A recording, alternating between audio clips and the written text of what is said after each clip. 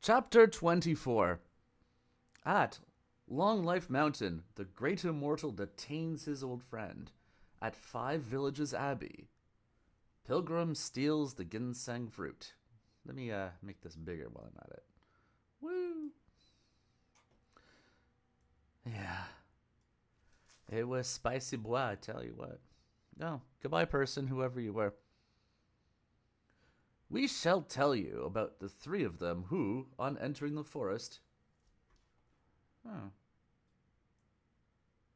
make that bigger, found Idiot tied to a tree. He was screaming continuously because of the unbearable pain. Pilgrim approached and said to him, laughing, "Dear son-in-law, it's getting rather late, and you still haven't got around to performing the proper ceremony of thanking your parents or announcing your marriage to Master. You are still having a grand old time playing games here. Hey, where's your mama? Where's your wife? What a dear son-in-law, all bound and beaten." Eating spicy bois chili. When Idiot heard such ridicule, he was so mortified that he clenched his teeth to try to endure the pain without making any more noise. Sha Monk, however, that was the third guy, that's Sha Monk, however, could not bear to look at him. He put down the luggage and went forward to untie the ropes. After he was freed, Idiot could only drop to his knees and kowtow toward the sky, for he was filled with shame. For him, we have as testimony this lyric to the tune of Moon Over West River. Eros is a sword injurious, live by it and you will be slain. The lady so fair and lovely at 16 is more vicious than a yaksha. You have but one principal sum, you can't add profit to your purse. You can't guard and keep well your precious capital, which you must not squander and waste. I don't know, if those girls were legit, would that have been a waste? Oh, okay. If you closed the mod view recently, then I guess it might have been. Scooping up some dirt and scattering it like incense, 8 Rules bowed to the sky. "Did you recognize these bodhisattvas at all?" asked Pilgrim. "I was in a stupor, about to faint," replied 8 Rules. "How could I recognize anyone?" Pilgrim then handed him the slip of paper. When 8 Rules saw the gatha, he was more embarrassed than ever. "Second brother does have all the luck," said Sha Monk with a laugh, "for you have attracted these 4 bodhisattvas here to become your wives." "Brother," said 8 Rules, "let's not ever mention that again. It's blasphemy. From now on, I'll never dare to do such foolish things again. Even if it breaks my bones, I'll carry the pole and luggage to follow Master to the west." "You are finally speaking sensibly," said Tripitaka, because he's not going to carry it. Excuse me. Pilgrim then led his master up the main road, and after journeying for a long time, they suddenly came upon a tall mountain. Pulling in the reins, Tripitaka said, "Disciples, let's be careful as we travel up this mountain before us, for there may be monsters seeking to harm us." "Ahead of your horse you have the 3 of us," said Pilgrim. "Why fear the monsters?" Reassured by these words, the elder proceeded. "That mountain is truly a magnificent mountain. A tall mountain, most rugged." Hey, sometimes I have thoughts like that.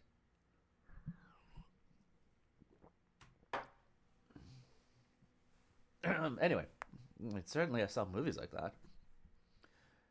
"A tall mountain most rugged, its shape both lofty and grand. Its root joins the Kunlun ranges, its top reaches to the sky. White cranes come oft to perch on junipers. Black apes hang frequently on the vines. As the sun lights up the forest, strands upon strands of red mist are circling. As wind rises from dark gorges, 10,000 pink cloud pieces soar and fly. Hidden birds sing madly in green bamboos. Pheasants do battle amidst wildflowers. You see that 1,000-year peak, that 5 blessings peak, and the hibiscus peak. They all glow and shimmer most awesomely." I'm still trying to get over pheasants doing battle. It'd be this cute little battle. That ageless rock, that tiger tooth rock, and that three heaven rock, where auspicious air rises endlessly. Below the cliff, delicate grass. Atop the ridge, fragrant plum. The thorn and briars are thick. The orchids are pale and pure. The deep woods phoenix musters 1,000 fowls. And old cave's unicorn rules countless beasts. Even the brook seems caring. She twists and turns as if looking back. The peaks are continuous, row upon row circling all around. You also see these green locust trees, those mottled bamboos, and those verdant pines, rivals ever fresh in their dense lushness. Those pears milk white, those peaches red, and those willows green, all competing their triple spring hues. Dragons sing and tigers roar, the cranes dance and the apes wail, the musk deer from flowers walk out. The phoenix cries facing the sun. It's a mount divine, land of true blessings. The same as Penglai, wondrous fairyland. See those flowers blooming and dying? This mountain scene, where clouds draw near or leave the soaring peaks. With great delight, Tripitaka said as he rode along, Disciples, since I began this journey to the west, I've passed through many regions, all rather treacherous and difficult to traverse. None of the other places has scenery like this mountain, which is extraordinarily beautiful. Perhaps we are not far from Thunderclap, and if so, we should prepare in a dignified and solemn manner to meet the world's honored one. It's early, much too early, said Pilgrim, laughing. We are nowhere near. Elder brother, said Shamunk, how far is it for us to reach Thunderclap? 108,000 miles, said Pilgrim, and we have not even covered 1/10 of the distance. I felt like they've done more than that. Elder brother, said Eight Rules, how many years do we have to travel before we get there? If we were talking about you two, my worthy brother, said Pilgrim, this journey would take some 10 days. If we were talking about me, I could probably make around 50 trips in a day and there would still be sunlight. But if we were talking about Master, then don't even think about it. Wukong, said the Tang monk, tell us when we shall be able to reach our destination. Pilgrim said, you can walk from the time of your youth till the time you grow old, and after that, till you become youthful again, and even after going through such a cycle 1,000 times, you may still find it difficult to reach the place you want to go to. But when you perceive, by the resoluteness of your will, the Buddha nature in all things, and when every one of your thoughts goes back to its very source in your memory, that will be the time you arrive at the Spirit Mountain. Oh, that was heavy. Elder brother, said Shamag, even though this is not the region of Thunderclap, a place of such scenic splendor must be the residence of a good man. That's an appropriate observation, said Pilgrim, for this can hardly be a place for demons or goblins. Rather, it must be the home of a holy monk or an immortal. We can walk leisurely and enjoy the scenery. You're going to die, and you're going to get undead, and you're going to get re-dead 1,000 times. Well, okay. Now I feel like doing some back of the napkin math. If you could do, 5 miles a day, that's 108,000 miles. Wow. So it would be say 41,000 days, give or take, which is about 130 years. So you may want to step it up. Do a bit more than 5 miles a day. You could get there in a lifetime. We now tell you about this mountain, which had the name of the Long Life Mountain. In the mountain, there is a Taoist abbey called the Five Villages Abbey. It was the abode of an immortal whose Taoist style was Master Zenyuan, and whose nickname was Lord Equal to Earth. Oh, that's interesting. There was, moreover, a strange treasure grown in this temple, a spiritual root that was formed just after chaos had been parted and the nebula had been established, prior to the division of heaven and earth. Throughout the 4 great continents of the world, it could be found in only the Five Villages Abbey in the West Aparagodania continent. This treasure was called grass of the reverted cinnabar, or the ginseng fruit. It took 3,000 years for the plant to bloom. Yo, I'm right here. It took 3,000 years for the plant to bloom, another 3,000 years to bear fruit, and still another 3,000 years before they ripened. All in all, it would be nearly 10,000 years before they could be eaten, and even after such a long time, there would only be 30 such fruits. The shape of the fruit was exactly that of a newborn infant not yet 3 days old, complete with the 4 limbs and the 5 senses. Oh my goodness. That's disturbing. If a man had the good fortune of even smelling the fruit, he would live for 360 years. If he ate one, he would reach his 47,000th year. Oh yeah, he's going to eat all of them. He's going to put 2 up his nostrils and go, "Look at me, I got a mustache."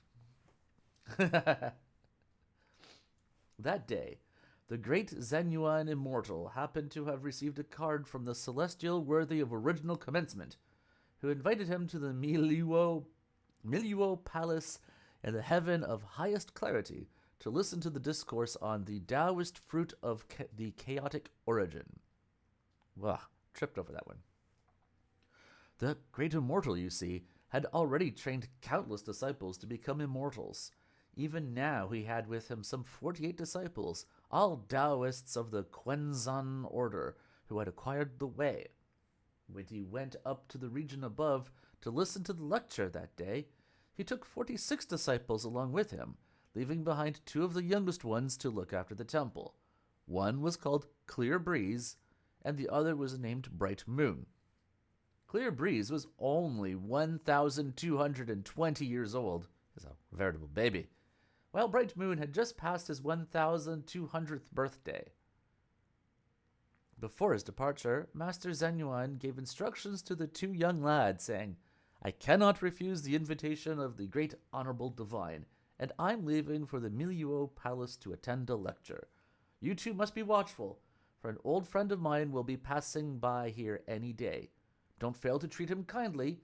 You may, in fact, strike down from the tree 2 of the ginseng fruits for him to eat as a token of our past friendship." "Who is this friend of yours, master?" asked one of the lads. "Tell us, so that we may take good care of him." "He is a holy monk serving the great Tang Emperor in the land of the East," said the great immortal, "and his religious name is Tripitaka. He is now on his way to the western heaven to acquire scriptures from Buddha." "According to Confucius," said one of the lads, laughing, "one does not take counsel with those who follow a different way. We belong to the mysterious fold of the great monad. Why should we associate with a Buddhist monk?"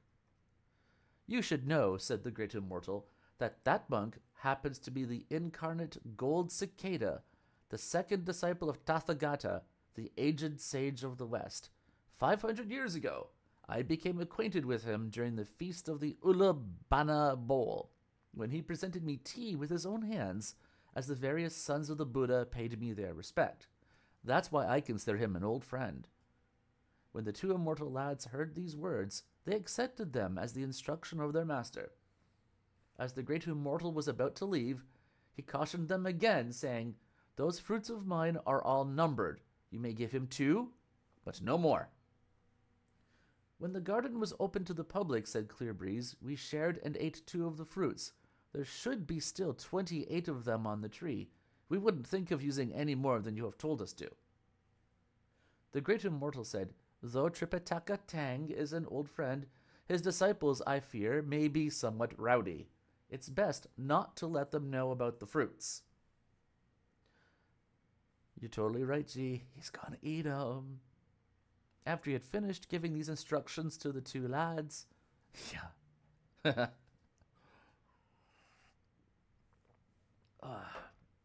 great immortal ascended to the region of heaven with all his disciples. We tell you now about the Tang monk and his 3 companions, who were making a tour of the mountain.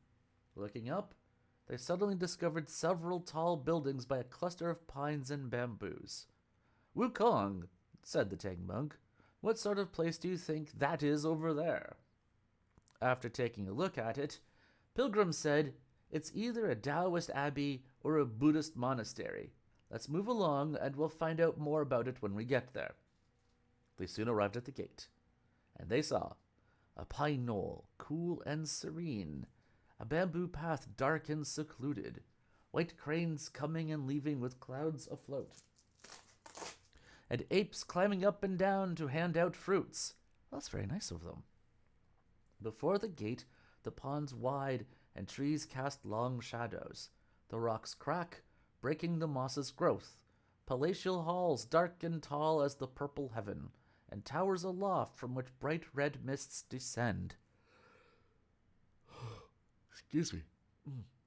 Truly a blessed region, a spiritual place, like the cloudy cave of Penglai. Quiet, untouched by the affairs of man, tranquil, fit to nurse the mind of Tao. Bluebirds may bring at times a queen mother's note. A phoenix oft arrives with a lousy scroll. There's no end to the sight of this noble Taoist scene. It's the spacious home of immortals indeed. As the Tang monk dismounted, he saw on the left a huge stone tablet on which the following inscription was written in large letters: "The blessed land of the Long Life Mountain, the cave heaven of the 5 Villages Abbey." "Disciples," said the elder, "it's indeed a Taoist abbey." Pardon me. "Oh, masters," said the Sha monk, "with such splendid scenery, there must be a good man living in this temple. Let us go in and take a look. When we return to the east after completing our merits, this may be the place for another visit because of its marvelous scenery." "Well spoken," said Pilgrim, and they all went inside.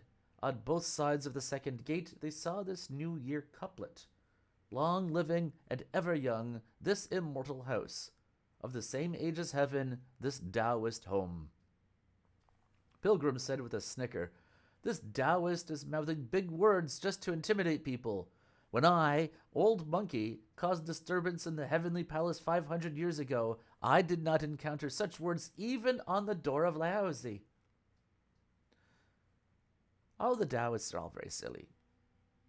"Never mind him," said Eight Rules. "Let's go inside. Let's go inside. You never know, maybe this Taoist does possess some virtuous accomplishment."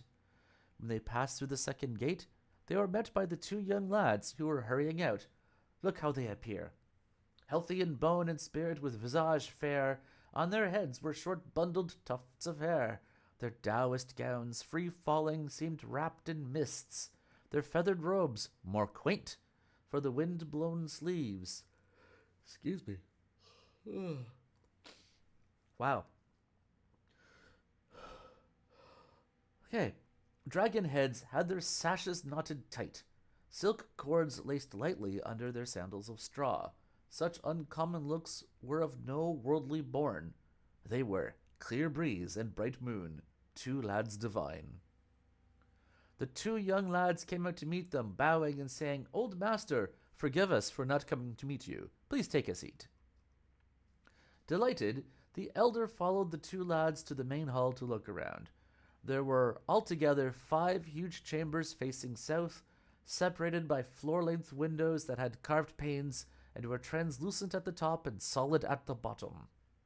Pushing open one of these, the 2 immortal lads invited the Tang monk into the central chamber, with a panel hanging on the middle wall on which 2 large characters, heaven, earth, were embroidered in 5 colors.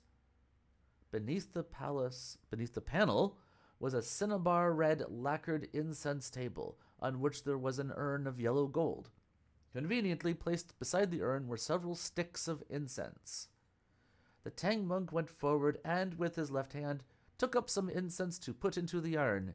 He then prostrated himself 3 times before the table, after which he turned around and said, "Immortal lads, your 5 Villages Abbey is in truth a godly region of the West. But why is it that you do not worship the 3 pure ones, the Thearchs of 4 quarters, or the many lords of high heaven? Why is it that you merely put up these 2 words of heaven and earth to receive the oblation of fire and incense?" The Immortal Lads would be a good, band or something. Smiling, one of the lads said, "To tell you the truth, master, putting these two words up is an act of flattery on the part of our teacher. For of these two words, the one on top may deserve our reverence, but the one below is hardly worthy of our fire and incense." "What do you mean by an act of flattery?" asked Tripitaka. The lad replied, "The three pure ones are friends of our teacher, the four thearchs his old acquaintances, the 9 luminaries his junior colleagues, and the god of the new year his unwanted guest." When Pilgrim heard this remark, he laughed so hard that he could barely stand up. "Elder brother," said 8 Rules, "why are you laughing?" "Talk about the shenanigans of Old Monkey," said Pilgrim. "Just listen to the flim-flam of this Taoist kid." Chortle, chortle. "Where is your honorable teacher?" asked Tripitaka. "Our teacher," said the lad, "had been invited by the honorable divine of the origin to attend a lecture on the Taoist fruit of the chaotic origin at the Melio Palace in the heaven of highest clarity. He's not home." No longer able to restrain himself after hearing these words, Pilgrim shouted, "You stinking young Taoists! You can't even recognize people! Whom are you trying to hoodwink? What kind of taradiddle is this?" That's a good word. "Who is that heavenly immortal in the Melio Palace who wanted to invite this wild bull shank of yours? And what sort of lecture is he going to give?"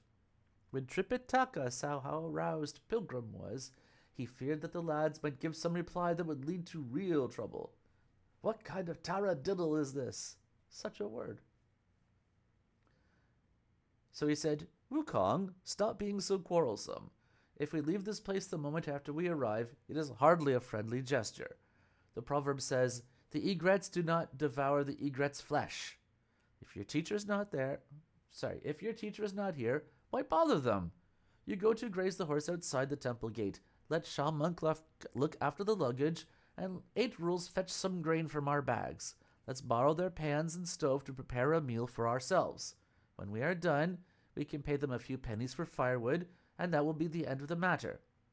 Attend to your business, each of you, and let me rest here for a while. After the meal, we'll leave." The three of them went duly about their business. Gotta say that right. Clear Breeze and Bright Moon, filled with admiration, said softly to each other, "What a monk! Truly the incarnation of a lovable sage of the West, whose true origin is not at all obscured. Well, our master did tell us to take care of the Tang monk and to serve him some ginseng fruits as a token of past friendship. He also cautioned us about the rowdiness of his disciples, and he couldn't have been more correct. It's a good thing that those 3, so fierce in their looks and so churlish in their manners, were sent away, for had they remained, they would certainly have to see the ginseng fruits."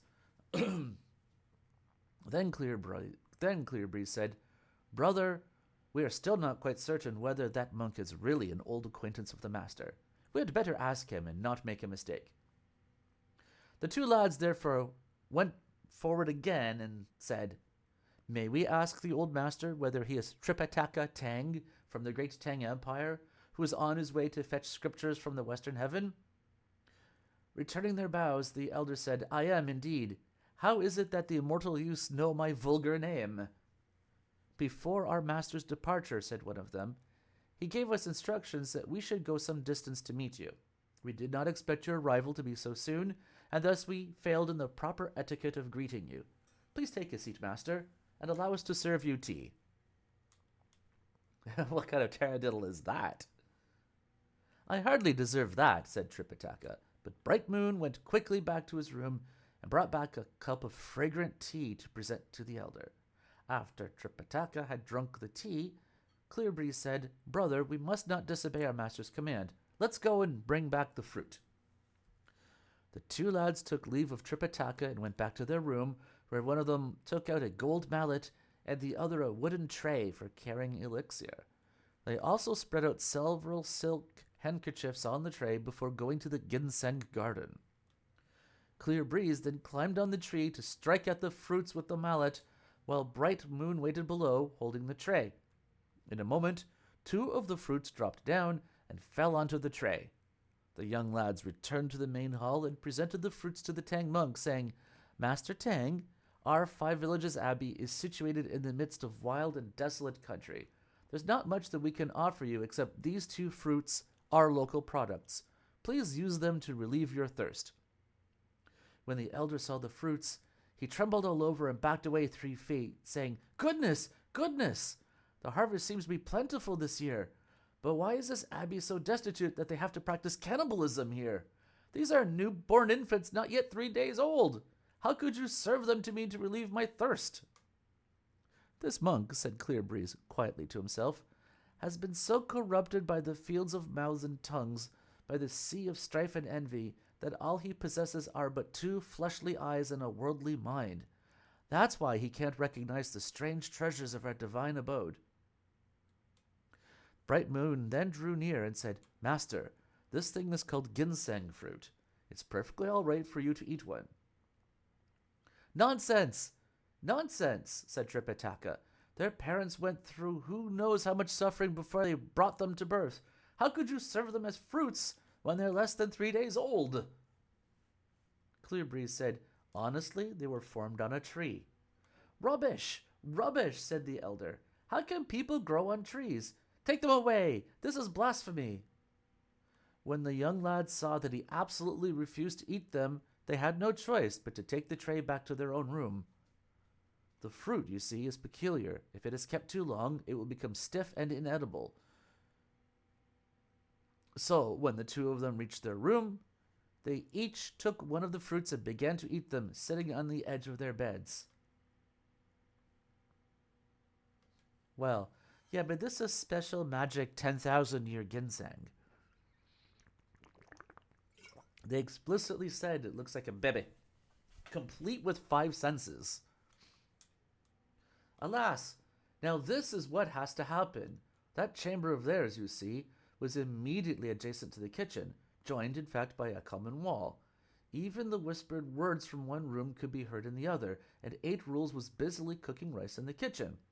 All that talk, moments before, about taking the golden mallet and the elixir tray had already caught his attention. Then, when he heard how the Tang monk could not recognize ginseng fruits that were served him, and how they had to be eaten by the young lads in their own room, he could not stop his mouth watering, and he said to himself, "How can I try one myself?" Since he himself was reluctant to do anything, he decided to wait for Pilgrim's arrival so that they could plan something together. Completely distracted by now from tending the fire in the stove, he kept sticking his head out of the door to watch for Pilgrim. In a little while, he saw Pilgrim arrive leading the horse. Having tied the horse to a locust tree, Pilgrim started to walk toward the rear when Idiot waved to him madly with his hands, crying, "Come this way! Come this way!" Pilgrim turned around and went to the door of the kitchen, saying, "Idiot, why are you yelling? Not enough rice, perhaps? Let the old monk have his fill first, and we can beg more rice from some big houseful along our way." "Come in," said 8 Rules. "This has nothing to do with the amount of rice we have. There's a treasure in this Taoist temple. Did you know that?" "What kind of treasure?" asked Pilgrim. "I can tell you," said 8 Rules with a laugh. "But you have never seen it. I can put it before you, but you won't recognize it." "You must be joking, idiot," said Pilgrim. 500 years ago, when I, Old Monkey, searched for the ways of immortality, I went all the way to the corner of the ocean and the edge of the sky. What can there be that I have never seen?" "Elder brother," said 8 Rules, "have you ever seen the ginseng fruit?" Somewhat startled, Pilgrim said, "That I really have never seen, but I have heard that ginseng fruit is the grass of the reverted cinnabar. When a man eats it, his life will be prolonged. But where can one get a hold of it?" "They have it here," said 8 Rules. "The 2 lads brought out 2 of these fruits for Master to eat, but that old monk could not recognize them for what they were. He said that they were infants not yet 3 days old and dared not eat them. The lads themselves were quite disobliging. If Master would not eat, they should have given them to us. Instead, they hid them from us. Just now, in the room next door, each had a fruit to himself and finished it with great relish. I got so excited that I was drooling, wondering how I could have a taste of this fruit. I know you are quite tricky. How about going to their garden and stealing a few for us to have a taste of them?" "That's easy," said Pilgrim. "Old Monkey will go, and they will be at the reach of his hands. He turned quickly and began to walk to the front. 8 Rules caught hold of him and said, "Elder brother, I heard them talking in the room, and they mentioned something about using a gold mallet to knock down the fruits. You must do it properly and without being detected." Excuse me. I know, exclaimed Pilgrim. "Our great sage used the magic of body concealment and stole into the Taoist chamber. The 2 Taoist lads, you see, were not in the room, for they had gone back to the main hall to speak to the Tang monk after they had finished eating the fruits. Pilgrim looked everywhere for the gold mallet and discovered a stick of red gold hanging on the window pane." Stop telling me how to do crimes. I've been doing crimes since... Anyway, yeah. It was about 2 feet long and as thick as a finger. At the lower end there was a knob about the size of a clove of garlic, while the upper end had a hole through which a green woolen thread was fastened. He said to himself, "This must be the thing called the gold mallet." Taking it down, he left the Taoist chamber, went to the rear, and pushed through a double-leaf door to have a look. It was a garden! You see, vermilion fences and carved railings, artificial hills ruggedly built. Strange flowers rival the sun in brightness. Bamboos match well the clear sky and blueness. Beyond the flowing cup pavilion, one curvate band of willows like mists outspread. Before the moon-gazing terrace, bands of choice pines like spilled indigo. Shining red, pomegranates with brocade-like sacks. Fresh, tender green grass by the ornamental stools. Luxuriant blue, sand orchids like jade. Limpid and smooth, the water in the brook.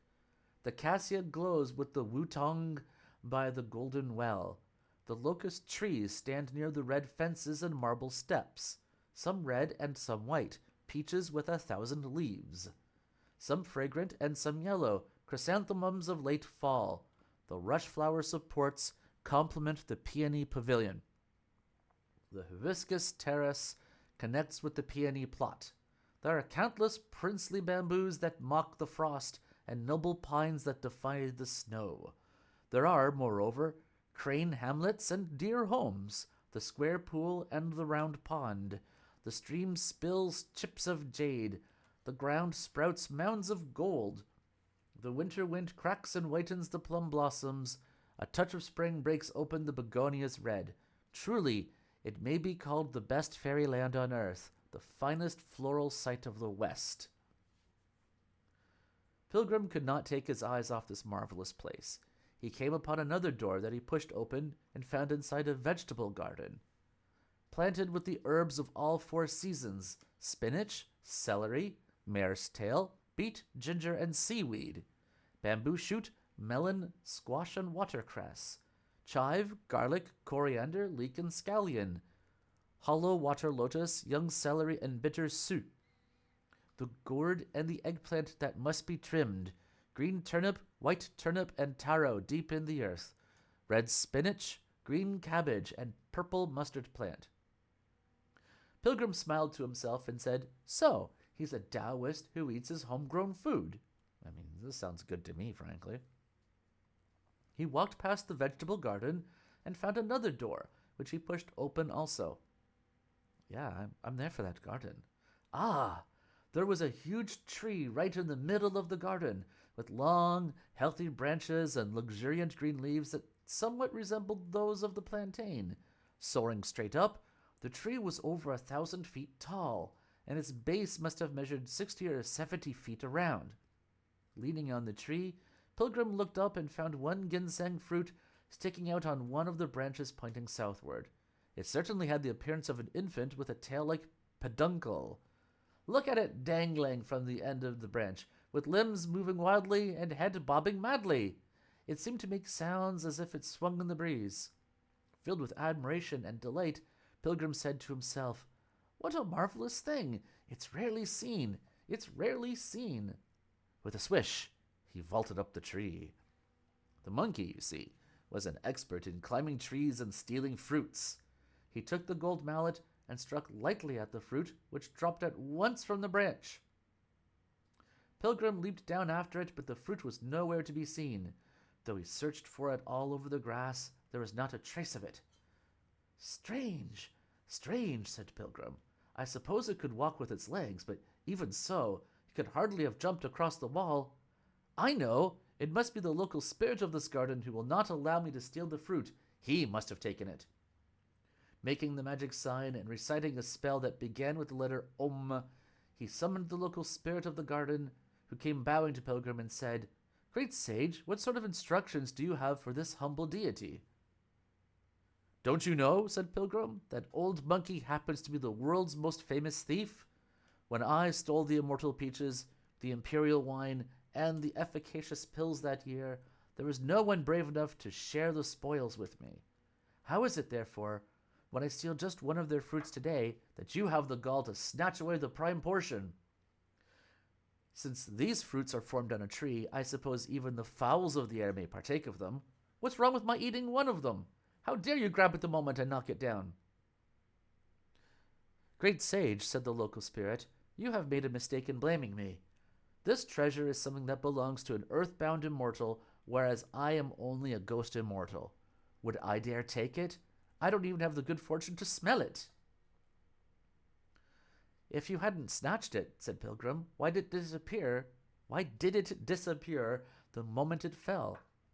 You may know only about its power to prolong life, great sage, said the local spirit, but you don't know its background. What do you mean by background? Said Pilgrim. This treasure, said the local spirit, will bloom only once in 3,000 years. It will bear fruit after another 3,000 years, and the fruit won't ripen for yet another 3,000 years. All in all, one must wait for almost 10,000 years before there are 30 of these fruits. A person lucky enough to smell it once will live for 360 years. If he eats one, he will live for 47,000 years. However, the fruit is resistant to the 5 phases. What do you mean by resistant to the 5 phases? Asked Pilgrim.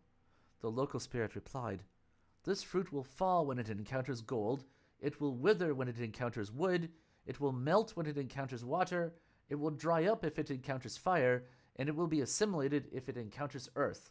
That is why one has to use an instrument of gold to knock it down, but when it falls, it has to be held by a tray cushioned with silk handkerchiefs. The moment it touches wood, it will wither, and it will not prolong life even if it's eaten. It was hard to say. When it is eaten, it should be held in a porcelain container and should be dissolved with water. Again, fire will dry it up and it will be useless. Finally, what is meant by its assimilation into earth may be illustrated by what happened just now. For when you knocked it down, it at once crawled into the ground. This part of the garden will last for at least 47,000 years. Even a steel pick will not be able to bore through it, for it is 3 or 4 times harder than raw iron. That is why a man will live long if he eats one of the fruits. If you don't believe me, great sage, strike at the ground and see for yourself. Whipping out his golden-hooped rod, Pilgrim gave the ground a terrific blow. The rod rebounded at once, but there was not the slightest mark on the ground. Indeed, said Pilgrim, this rod of mine can turn a boulder into powder. It will leave its mark even on raw iron. How is it that there's not even a scratch on the ground? Well, in that case, I've made a mistake in blaming you. You may go back. The local spirit thus went back to his own shrine. The great sage, however, had his own plan.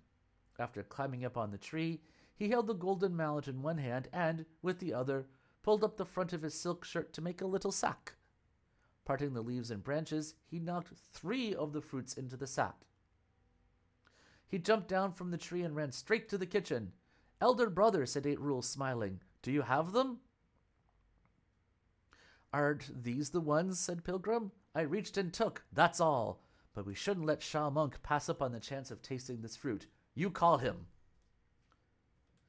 8 Rules waved his hands and cried, Wu Jing, come! Setting down the luggage, Sha Monk ran into the kitchen and said, Elder brother, why did you call me? Opening the sack, the pilgrim said, Brother, take a look. What are these? When Sha Monk saw them, he said, Ginseng fruits. Fine, said Pilgrim. So you recognize them. Where did you taste them before?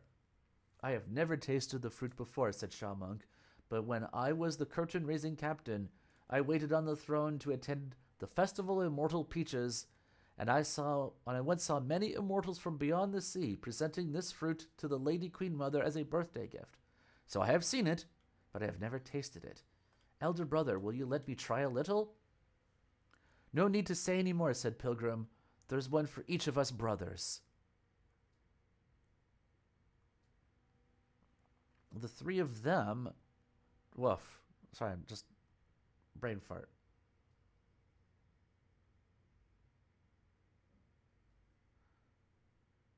The three of them took the fruits and began to enjoy them. That 8 Rules, of course, had a huge appetite and a huge mouth. When he heard the conversation of the young lads earlier, he already felt ravenous. The moment he saw the fruit, therefore, he grabbed it and with one gulp swallowed it whole. Then he rolled up his eyes and said in a roguish manner to Pilgrim and Shaw Monk, "What are you two eating?" "Ginseng fruit," said Shaw Monk. "How does it taste?" asked 8 Rules. "Wu Jing," said Pilgrim. "Don't listen to him. He ate it first. Why all these questions now?" "Elder brother," said 8 Rules, "I ate it somewhat too hurriedly, not as the two of you are doing, mincing and munching little by little to discover its taste. I swallowed it without even knowing whether it had a pit or not." "Elder brother, if you are helping someone, help him to the end. You have roused the worms in my stomach. Please fetch me another fruit so that I can take time to enjoy it." "Now that you've stolen for me, steal some more." "Brother," said Pilgrim, "you really don't know when to stop. This thing here is not like rice or noodles, food to stuff yourself with. There are only 30 such fruits in 10,000 years. It's our great fortune to have eaten one already, and you should not regard this lightly. Stop now! It's enough." He stretched himself and threw the gold mallet into the adjacent room through a little hole on the window paper without saying anything more to 8 Rules. Idiot, however, kept muttering and mumbling to himself. When the 2 Taoist lads unexpectedly came back to the room to fetch some tea for the Tang monk, they heard 8 Rules complaining about not enjoying my ginseng fruit, and saying that it would be much better if he could have a taste of another one. Hearing this, Clear Breeze grew suspicious and said, "Bright Moon, listen to that monk with the long snout.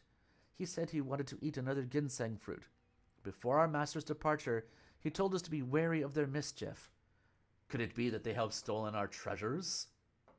Turning around, Bright Moon said, "Elder brother, it looks very bad, very bad. Why has the golden mallet fallen to the ground?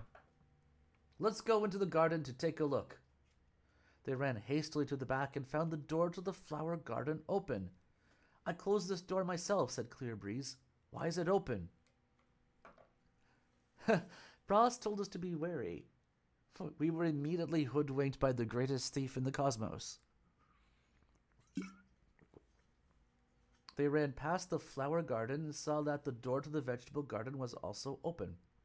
They dashed into the ginseng garden. Running up to the tree, they started to count, staring upwards. Back and forth they counted, but they could only find 22 of the fruits. "You know how to do accounting?" asked Bright Moon. "I do," said Clear Breeze. "Give me the figures." "There were originally 30 fruits," said Bright Moon. "When Master opened the door to the public, he divided 2 of them for all of us, so that 28 fruits were left.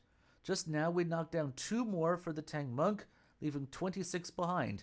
Now we have only 22 left. Doesn't that mean that 4 are missing?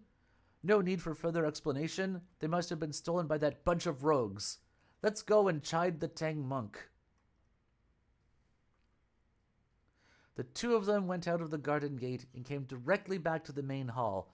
Pointing their fingers at the Tang monk, they berated him with all kinds of foul and abusive language, accusing him of being a larcenous baldhead and a thievish rat.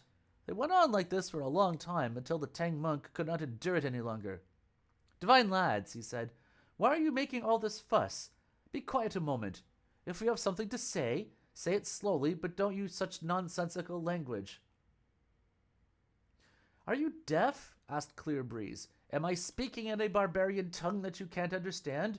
You stole and ate our ginseng fruits. Do you now forbid me to say so? What is a ginseng fruit like? Asked the Tang monk. Like an infant, said Bright Moon, as you said when we brought 2 of them for you to eat just now. Amitaha Buddha, exclaimed the Tang monk. I only had to take one look at that thing and I trembled all over. You think I would dare steal one and eat it? Even if I had a case of bulimia, I would not dare indulge in such thievery. Don't blame the wrong person. You might not have eaten them, said Clearbreeze, but your followers wanted to steal and eat them. Perhaps you are right, said Tripitaka, but there's no need for you to shout. Let me ask them. If they have stolen them, I will ask them to repay you. Repay, said Bright Moon. You couldn't buy these fruits even if you had the money. If they can't buy them with money, said Tripitaka, they can at least offer an apology, for as the proverb says, righteousness is worth 1,000 pieces of gold. That should be sufficient. I said that sarcastically. Moreover, we are still not sure whether it is my disciples who took your fruits. What do you mean, not sure? Said Bright Moon. They were arguing amongst themselves, saying something about the portions not being equally divided. Disciples, cried Tripitaka, come, all of you. When Sha Monk heard this, he said, It's terrible. We've been discovered. Old Master is calling us, and the Taoist lads are making all this racket. They must have found out. It is extremely embarrassing, said Pilgrim. This is just a matter of food and drink. But if we say so, that means we are stealing for our mouths. Let's not admit it. Yes, yes, said 8 Rules. Let's deny it. The 3 of them had no choice, however, but to leave the kitchen for the main hall. Alas, we do not know how they would be able to deny the charges. Let's listen to the explanation in the next chapter. I imagine he's probably the stupid idiot's probably going to poop out like a cast iron ingot. Excuse me. Chapter 25. The Zenuan Immortal gives chase to catch the scripture monk. Pilgrim's son greatly disturbs 5 villages abbey. Oh yeah, these guys are definitely on a spirit journey. That's for sure.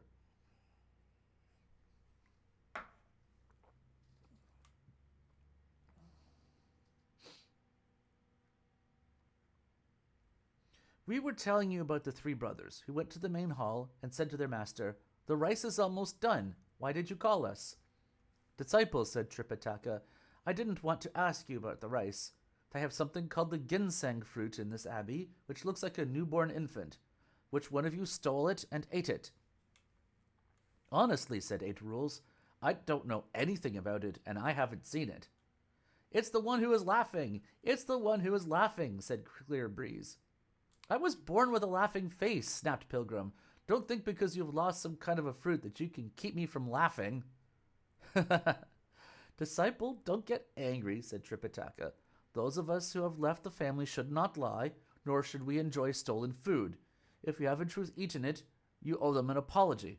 Why deny it so vehemently? When Pilgrim perceived how reasonable this advice of his master was, he said truthfully, Master, it's not my fault. It was 8 Rules who overheard those 2 Taoist lads eating some sort of ginseng fruit. He wanted to try one to see how it tasted, and he told me to knock down 3 of the fruits. Each of us brothers had one. It's true that we have eaten them. What's to be done about that? Hello, Montrose. Well, I'm glad you... Reason or not, doesn't matter. You're here. That's what matters. These guys have gotten up to trouble again. He stole 4 of the fruits, said Bright Moon, and still this monk could claim that he's not a thief. Amitabha Buddha, said 8 Rules. If you stole 4 of them, why did you only bring out 3 for us to divide among ourselves? Didn't you skim something off the top already? So saying, Idiot began to make a fuss again. When the immortal lads found out the truth, they became even more abusive in their language. The great sage became so enraged that he ground his steel-like teeth audibly and opened wide his fiery eyes.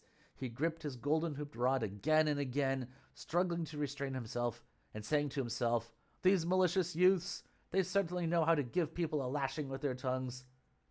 All right, so I have to take such abuse from them. Let me offer them in return a plan for eliminating posterity, and none of them will have any more fruit to eat. Oh. Well, I'm glad you're feeling better. That's all the best. Dear Pilgrim, he pulled off a strand of hair behind his head and blew on it with his magic breath, crying, "Change!" It changed at once into a specious pilgrim, standing by the Tang monk, Wu Jing and Wu Neng, to receive the scolding from the Taoist lads. His true spirit rose into the clouds, and with one leap he arrived at the ginseng garden. Whipping out his golden-hooped rod, he gave the tree a terrific blow, after which he used that mountain-moving divine strength of his to give it a mighty shove. Alas! Leaves fell, limbs cracked, and roots became exposed. The Taoists lost their grasp of reverted cinnabar. Oh. After the great sage had pushed down the tree, he tried to look for the fruits on the branches, but he could not find even half a fruit. The treasure, you see, would fall when it met with gold, and both of his rods were wrapped in gold. Moreover, iron is also one of the 5 metallic elements. The blow of the rod, therefore, shook loose all the fruits from the tree, and when they fell, they became assimilated to the earth once they touched the ground, so that there was not a single fruit left on the tree. "Fine, fine," he said. "Now all of us can scram." If they were any more upright, they would be redefining verticality. He put away his iron rod and went back to the front. With a shake of his body, he retrieved his hair, but the rest of the people, like those of fleshly eyes and mortal stock, could not perceive what had taken place. We tell you now about the 2 immortal lads who ranted at the pilgrims for a long time. Clear Breeze said, "Bright Moon, these monks do take our reproach quite well. We have been upbraiding them as if they were chickens all this time, but not once have they even attempted to answer us. Could it be that they really did not steal the fruits? With the trees so tall and the leaves so dense, we could have made a mistake in our tallying, and we might have chided them unjustly. We should go and investigate further." "You are right," said Bright Moon, and the 2 of them accordingly went back to the garden. But what they saw was only a tree on the ground with broken boughs, and fallen leaves, without so much as a single fruit on it. Clear Breeze was so aghast that his legs gave way and he fell to the ground. Bright Moon shook so violently that he could hardly stand. Both of them were scared out of their wits. Monk is clearly synonymous with scoundrel. We have as testimony this poem. Tripitaka went westward to the Long Life Mount. Wukong cut down the grass of reverted cinnabar. Boughs broken and leaves fallen, the divine root exposed. Clear Breeze and Bright Moon were horrified. The 2 of them lay on the ground, hardly able to speak coherently. They could only blurt out, "What shall we do? What shall we do? The magic root of our 5 villages' abbey is severed. The seed of this divine house of ours is cut off. When our master returns, what shall we tell him?" Then Bright Moon said, "Elder brother, stop hollering. Let's pull ourselves together and not alarm these monks. There's no one else here. It has to be that fellow with a hairy face and a thunder god beak who used magic unseen to ruin our treasure. If we try to talk to him, he will probably deny it, and further argument may well lead to actual combat. In the event of a fight, how do you suppose the 2 of us could stand up to the 4 of them? It would be better if we deceived them now by saying that the fruits were not missing, and that since we made a mistake in our counting, we were offering them our own apology. Their rice is almost cooked. When they eat, we shall even present them with a few side dishes. When each of them is holding a bowl, you stand on the left of the door, and I'll stand on the right, and we'll slam the door shut together. We'll lock it and all the other doors of this abbey too, so that they will not be able to escape. We can then wait for Master to return and let him do with them what he wills. Since the Tang monk is an old acquaintance of Master, he might decide to forgive them, and that would be his act of kindness. Should he decide not to, however, we have at least managed to catch the thieves, for which we ourselves might be forgiven." When he heard these words, Clear Breeze said, "You are right. You are right."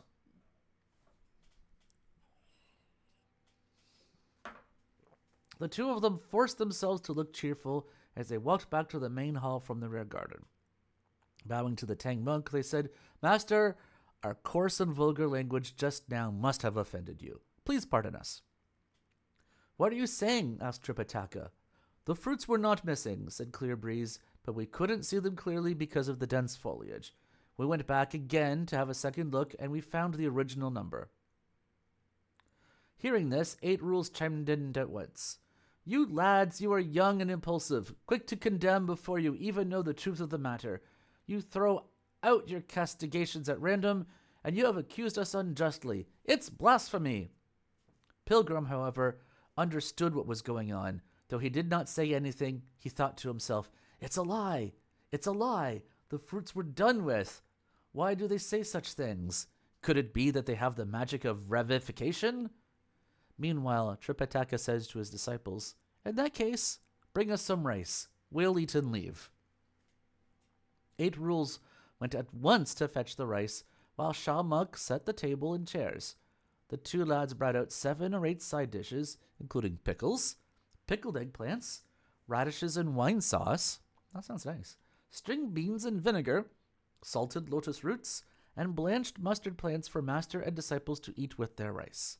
They also brought out a pot of fine tea and 2 mugs, and stood on either side of the table to wait on them.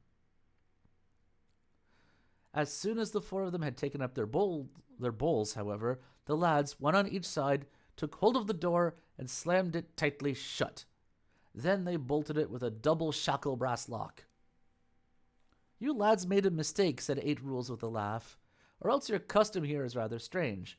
Why do you shut the door before you eat?" "Indeed," said Bright Moon, "for good or ill, we will not open the door until after we have eaten."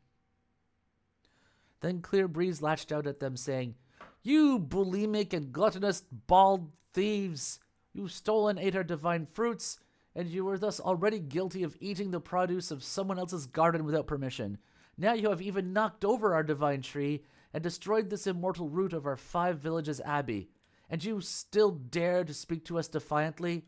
If you think you can reach the western heaven to behold the face of Buddha, you will have to ride the wheel of transmigration and do it in the next incarnation." When Tripitaka heard these words, he threw down his rice bowl and sat there weighed down as if by a huge boulder on his heart. The lads then went to lock both the front gate and the second gate before returning to the main hall to revile them once more with the most abusive language. Calling them thieves again and again, the 2 lads assailed them until it was late, when they then left to eat. After the meal, the lads went back to their own room. The Tang monk began to complain at Pilgrim, saying, "You mischievous ape, every time it's you who cause trouble. If you stole and ate their fruits, you should have been more forbearing to their reproach. Why did you have to knock down even their tree? If you were brought into court, even if your old man were the judge, you would not be able to defend yourself when you behave like that." "Don't scold me, master," said Pilgrim. "If those lads have gone to sleep, let them sleep. We'll leave tonight." "Elder brother," said Shah Monk, "all the doors have been locked securely. How can we leave?" Pilgrim said with a laugh, Never mind. Old monkey will find a way." "You have a way, all right," said Eight Rules. "All you need to do is change into some sort of insect, and you can fly out through a hole or a crack in the window. But what about those of us who don't know how to change into these tiny things? We have to stay and take the blame for you." "If he does something like that," said the Tang monk, "and leaves us behind, I'll recite that old time sutra and see whether he can take it." When he heard this, Eight Rules did not know whether to laugh or not. "Master," he said, "what are you saying? I have heard only the Surangama Sutra, the Lotus Sutra, the Peacock Sutra, the Guanyin Sutra, the Diamond Sutra in Buddhism, but I've never heard anything called the Old Time Sutra." "You don't know anything about this, brother," said Pilgrim. "This fillet that I wear on my head was given to Master by the Bodhisattva Guanyin. Master deceived me into wearing it, and it took root, as it were, on my head so that it could never be removed. There is, moreover, the tight fillet spell, or the tight fillet sutra. The moment he recites that, I'll have a terrible headache, for it's the magic trick designed to give me a hard time. Master, don't recite it. I won't betray you. No matter what happens, all of us will leave together." As they spoke, it grew dark, and the moon rose in the east. Pilgrim said, "When all is quiet and the crystal orb is bright, this is the time for us to steal away." "Elder brother," said Eight Rules, "stop this hocus pocus. The doors are all locked. Where are we going to go?" "Watch my power," said Pilgrim. He seized his golden hooped rod and exercised the lock opening magic. He pointed the rod at the door, and all the locks fell down with a loud pop as the several doors immediately sprung open. "Well, that's easy." "What talent," said Eight Rules, laughing. "Even if a little smith were to use a lockpick, he wouldn't be able to do this so nimbly." Pilgrim said, "This door is nothing.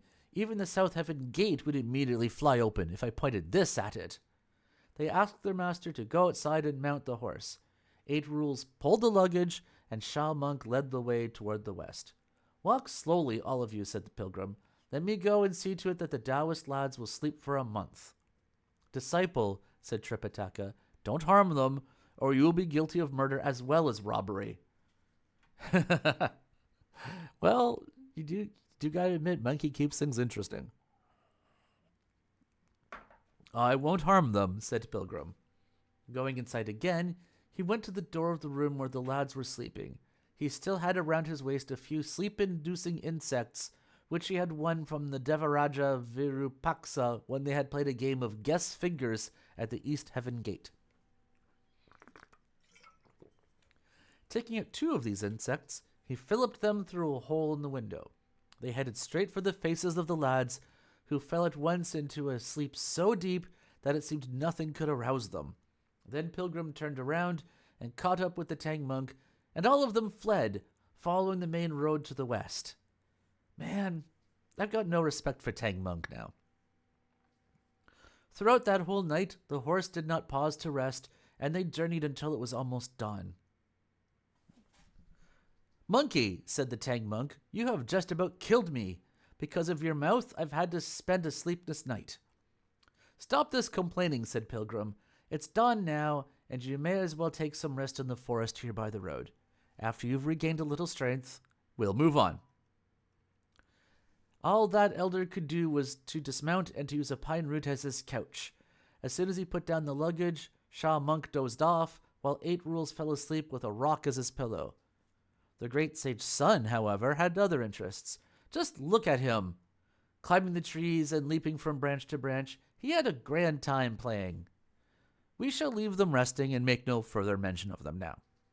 We tell you now about the great immortal, who left the Tushita Palace with the lesser immortals after the lecture was over. Descending from the green jasper heaven and dropping down from the auspicious clouds, I don't know, Actually, I don't know, Montreth. Could be okay. Sometimes it depends on the rock. How about that? Descending from the green jasper heaven and dropping down from the auspicious clouds, they arrived before the Five Villages Abbey at the Long Life Mountain, where they found the gates wide open and the grounds neat and clean. "Well," said the great immortal, clear breeze and bright moon are not that useless after all. Ordinarily, they don't even bestir themselves when the sun is high, but today, when we are away, they are willing to rise early to open the gates and sweep the grounds." All the lesser immortals were delighted, but when they reached the main hall, they discovered neither fire and incense nor any trace of a human person. Clear breeze and bright moon were simply nowhere to be seen.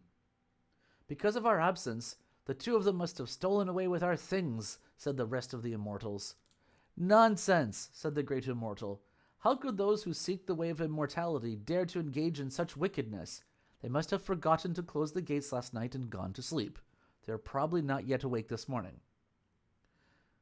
When they all reached the doors of the Taoist lads, they found the door tightly shut and heard heavy snoring from within. They pounded on the door and attempted to rouse them, but the lads could not be wakened by all that clamor. Finally, the immortals managed to pry open the door and pull the lads off their beds.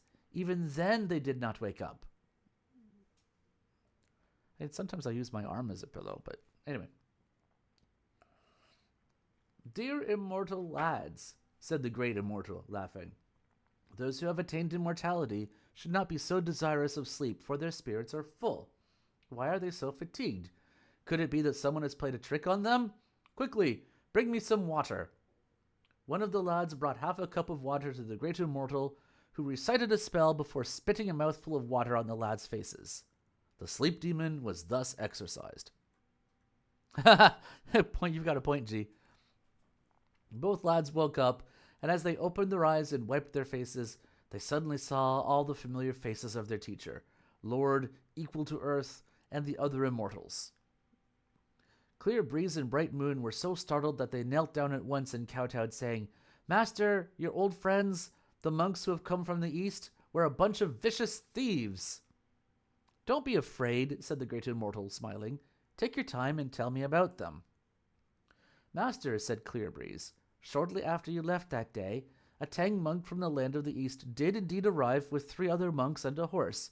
In obedience to your command, your disciples, having ascertained their origin, took 2 of the ginseng fruits and served them.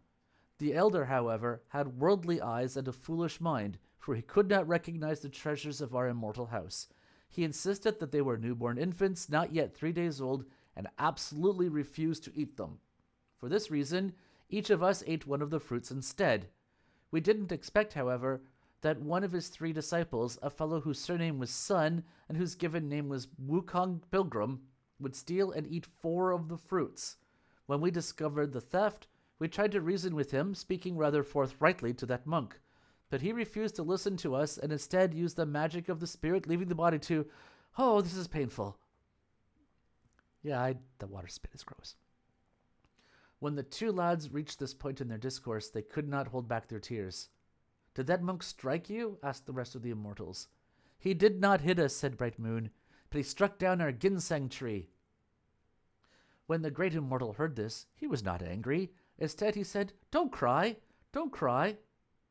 What you don't know is that the fellow with the name of Sun is also a minor immortal of the great monad. He has great magic power and has caused much disturbance in heaven. If our treasure tree is struck down, all I want to know is whether you will be able to recognize these monks if you see them again." "Certainly," said Clear Breeze. "In that case," said the great immortal, "follow me. The rest of you disciples can prepare the instruments of punishment. When I return, they shall be whipped." The various immortals took this instruction, while the great immortal mounted the auspicious luminosity with Clear Breeze and Bright Moon to give chase to Tripitaka. In a moment they had covered 1,000 miles, but when the great immortal looked toward the west at the tip of the cloud, he could not see the Tang monk anywhere, because he hadn't gone 1,000 miles. When he turned around and stared eastward instead, he found that he had overtaken the pilgrim by some 900 miles, for that elder, even with his horse galloping non-stop all night, had managed to travel only 120 miles. Reversing the direction of his cloud, the great immortal made the trip back in an instant. "Master," said one of the lads, "that's the Tang monk sitting beneath a tree by the road." "I see him," said the great immortal. "You 2 go back and prepare the ropes. Let me capture them by myself." It would be kind of the shame, I think, of being beaten up. I don't know. Clear Breeze and Bright Moon went back to the abbey at once. Dropping down from the clouds, the great immortal changed himself into a mendicant Taoist with one shake of his body. How was he dressed, you ask? A priestly robe patched 100 times, and a sash of the style of Mr. Liu. His hands waved a yak's tail, and lightly tapped a fish drum. Straw sandals with 3 loops shod his feet, a sinuous turban wrapped around his head. With wind-filled sleeves all aflutter, he sang of the rising moon. He came straight to the tree and said in a loud voice to the Tang monk, "Elder, this poor Taoist raises his hands." Hastily returning the salutation, the elder said, "Pardon me for not paying respects to you first." "Where did the elder come from?" asked the great immortal, "and why is he sitting in meditation here beside the road?" Tripitaka said, "I am a scripture seeker sent by the great Tang of the land of the east to the western heaven." Feigning surprise, the great immortal said, "When you came from the east, did you pass through my humble mountain abode?" "Which precious mountain is the abode of the venerable immortal?" asked the elder. The great immortal said, "The 5 Villages Abbey in the Long Life Mountain is where I reside." The moment he heard this, Pilgrim, having something very much on his mind, replied, "No, no, we came by another route up here." Pointing a finger firmly at him, the great immortal said with a laugh, "Brazen ape, who are you trying to fool? You struck down my ginseng tree in my abbey, and then you fled here in the night. You dare deny this? Why try to cover up? Don't run away. Go quickly and bring back another tree for me." When Pilgrim heard this, he grew angry and whipped out his iron rod. Without waiting for further discussion, he struck at the head of the great immortal. Stepping aside to dodge the blow, the great immortal trod on the auspicious luminosity and rose into the air, closely followed by Pilgrim, who also mounted the clouds. The great immortal changed back into his true form in midair, and this was how he appeared. He wore a cap of purple gold and a carefree gown trimmed with crane's down. He had on his feet a pair of shoes. A silk sash was tied round his waist. His body seemed that of a lad, his face that of a lady fair, but with flowing mustaches and beard. Some crow feathers adorned his hair. He faced Pilgrim, but without a weapon, save a jade yak's tail which he twirled in his hand. Above and below, Pilgrim struck wildly with his rod, only to be parried again and again by the great immortal waiting his jade yak's tail. After 2 or 3 rounds of fighting, the great immortal displayed his magic of the cosmos in the sleeve. Standing on the tip of a cloud and facing the wind, he gently flipped open the wide sleeve of his gown and sent it toward the earth in a sweeping motion. All 4 of the monks and the horse were at once scooped up into the sleeve. "This is dreadful," said 8 Rules. "We have been placed in the clothes bag."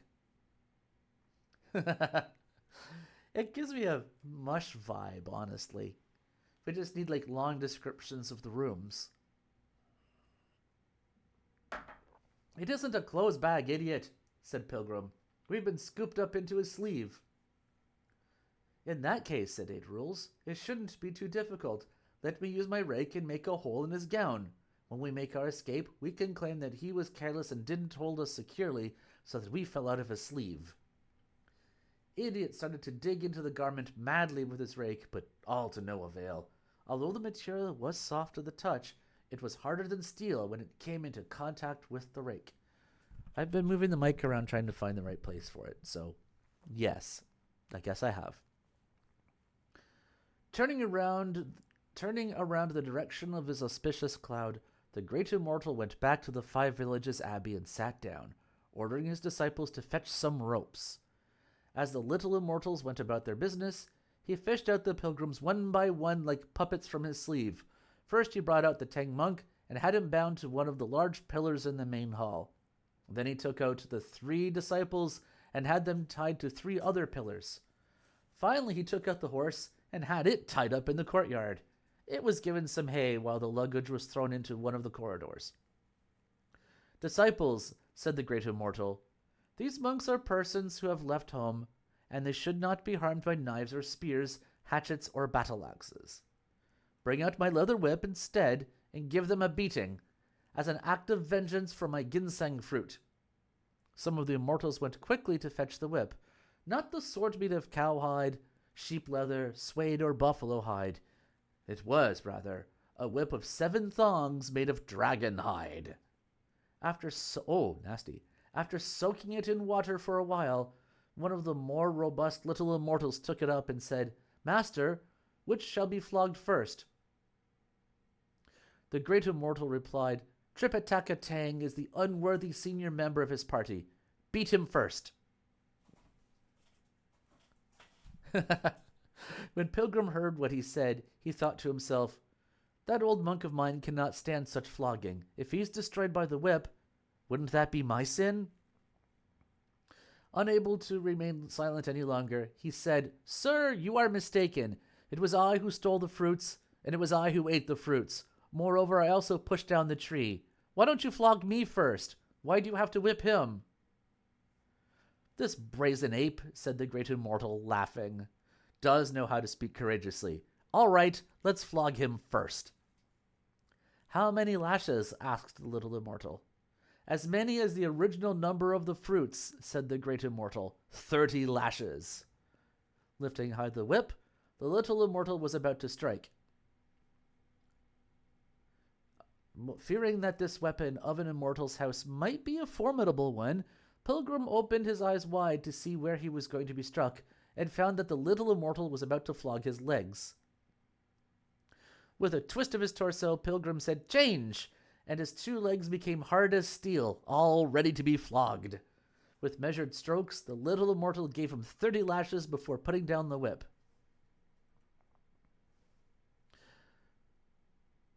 It was already almost noon when the great immortal said again, "We should now give Tripitaka a flogging, since he did not know how to discipline his mischievous disciples and permitted them to indulge in unruly behavior." As the immortal took up the whip again, Pilgrim said, "You are again mistaken, sir.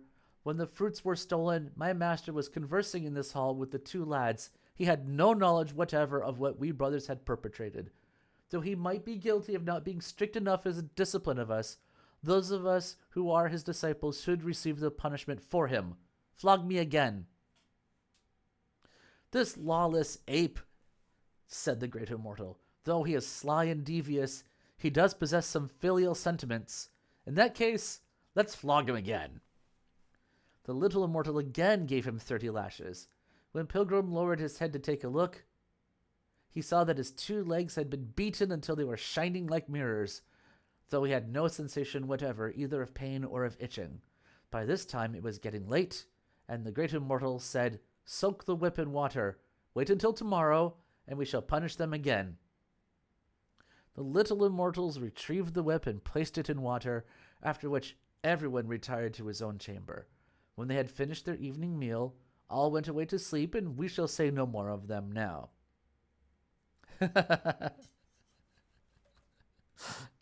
I'm sure it's nothing, Montrose. Maybe he's just shouting himself to change. He regrets the evil that he's done.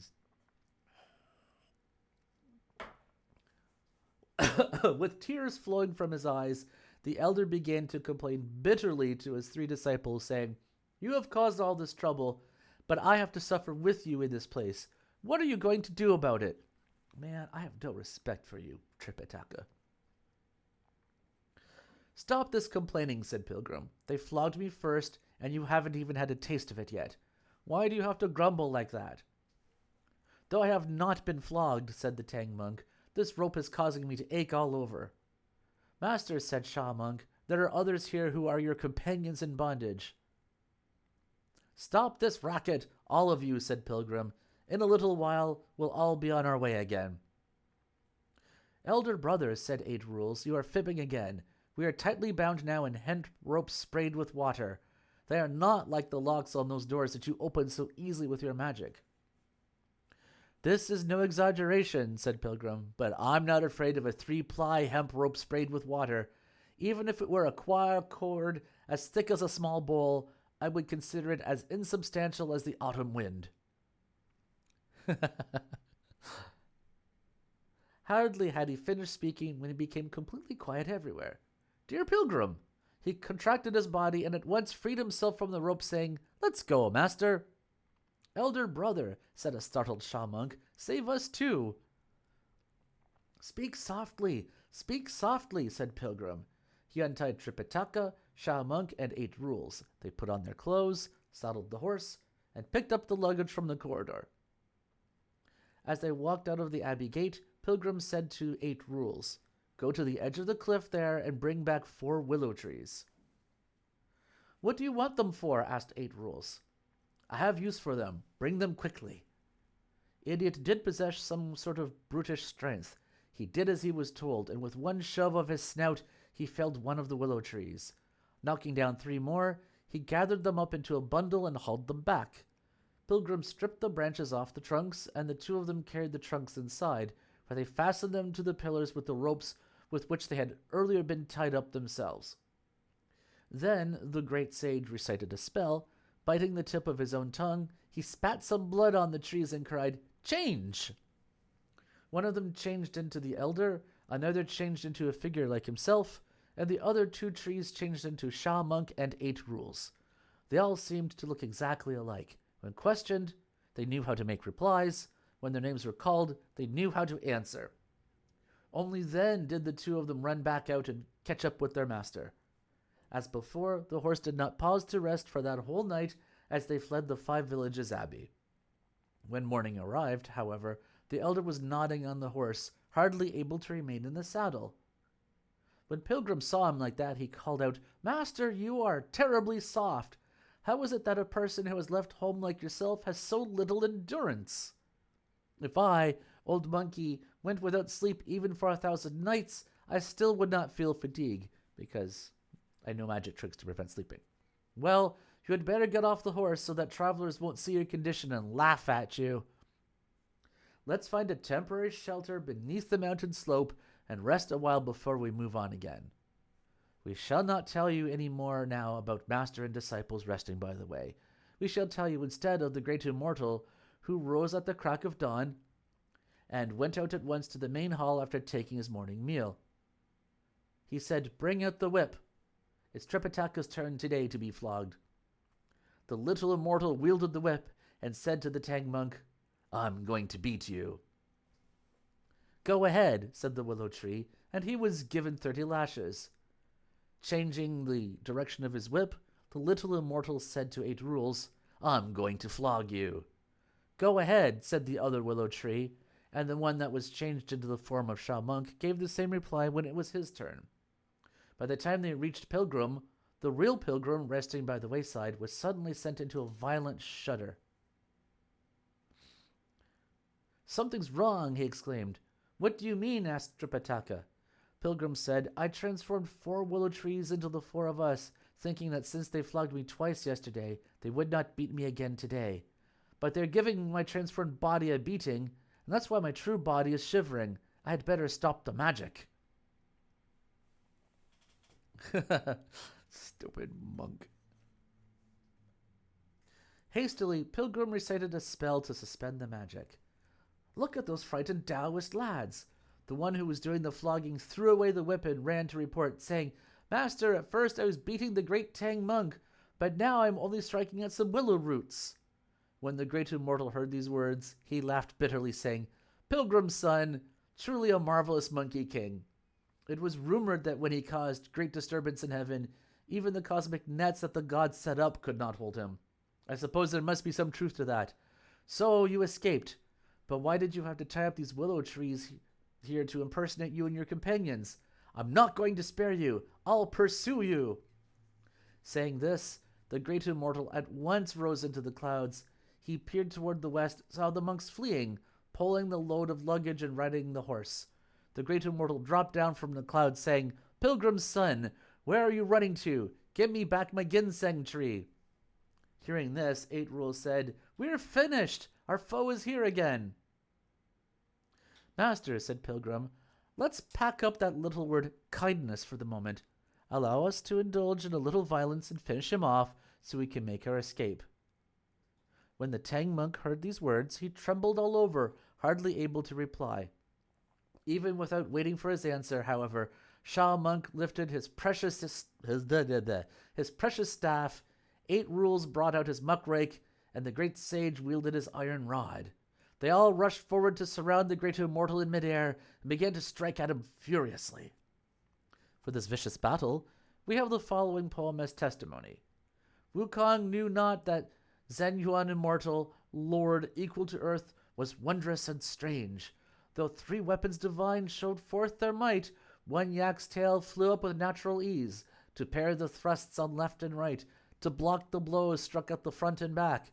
Night passed, day came, still they could not escape. How long would it take them to reach the west? The 3 brothers all raised their divine weapons and attacked the immortal together, but the great immortal had only the fly brush with which to meet his adversaries. The battle, however, had not lasted for half an hour when the great immortal spread open his sleeve and with one scoop recaptured the 4 monks, the horse, and their luggage. Reversing the direction of his cloud, he went back to his abbey where he was greeted by the other immortals. the master immortal took a seat in the main hall and again took out the pilgrims one by one from his sleeve. The Tang monk was bound to a short locust tree in the courtyard, while Shao monk and 8 rules were fastened to 2 other trees, one on each side. Pilgrim, however, was tightly bound but left on the ground. I suppose, thought Pilgrim to himself, they are going to interrogate me. After the immortals had finished tying up the captives, they were told to bring out 10 large bales of cloth. 8 rules, said Pilgrim with a laugh. This gentleman must have the good intention of making us some clothes. He might as well be more economical and just cut us a few monk's bells. After the little immortals had brought out the homespun cloth, the great immortals said, Wrap up Tripitaka Tang, Zoo 8 rules, and Sha monk entirely in the cloth. The little immortals obeyed and wrapped the 3 of them completely. Fine, fine, fine, said Pilgrim, laughing. We are prepared to be buried alive. After they were wrapped, the Taoists brought out some lacquer that they had made themselves, and the great immortal gave the order that the wrappings of the pilgrims be completely coated with the varnish. Only their faces were left uncovered. Sir, said 8 rules, I'm all right on top, but leave me a hole down below so that I can unburden myself. The great immortal next gave the order that a huge frying pan be brought out. 8 rules, we are lucky, said Pilgrim, laughing. If they are hauling out a pan, they must want to cook some rice for us to eat. That's all right with me, said 8 rules. If they let us eat some rice, we'll be well-fed ghosts even if we die. The various immortals duly brought out a large pan, which they set up before the steps of the main hall. After giving the order that a big fire be built with plenty of dry firewood, the great immortal said, Fill the pan with clear oil. When it boils, dump Pilgrim's son into the pan and fry him. That'll be his payment for my ginseng tree. When Pilgrim heard this, he was secretly pleased, saying to himself, This is exactly what I want. I haven't had a bath for some time, and my skin is so dry that it's getting itchy. Oh, I don't want this monkey soup. For good or ill, I'll enjoy a little scorching and be most grateful for it. In a moment, the oil was about to boil. The great sage, however, was quite cautious, fearing that this might be some sort of formidable divine magic that would be difficult for him to handle once he was in the pan. He looked around quickly. In the east, he saw a little terrace with a sundial on top, but to the west, he discovered a stone lion. With a bound, Pilgrim rolled himself toward the west. Biting the tip of his tongue, he spat a mouthful of blood on the stone lion, crying, Change! It changed into a figure just like himself, all tied up in a bundle. His true spirit rose into the clouds, from where he lowered his head to stare at the Taoists. Just then, one of the little immortals gave this report. Master, the oil is sizzling in the pan. Pick up Pilgrim's son and throw him in, said the great immortal. 4 of the divine lads went to carry him, but they could not lift him up. 8 more joined them, but they had no success either. They added 4 more, and still they could not even budge him. This monkey loves the earth so much that he can't be moved, said one of the immortals. Though he may be rather small, he's quite tough. Just then.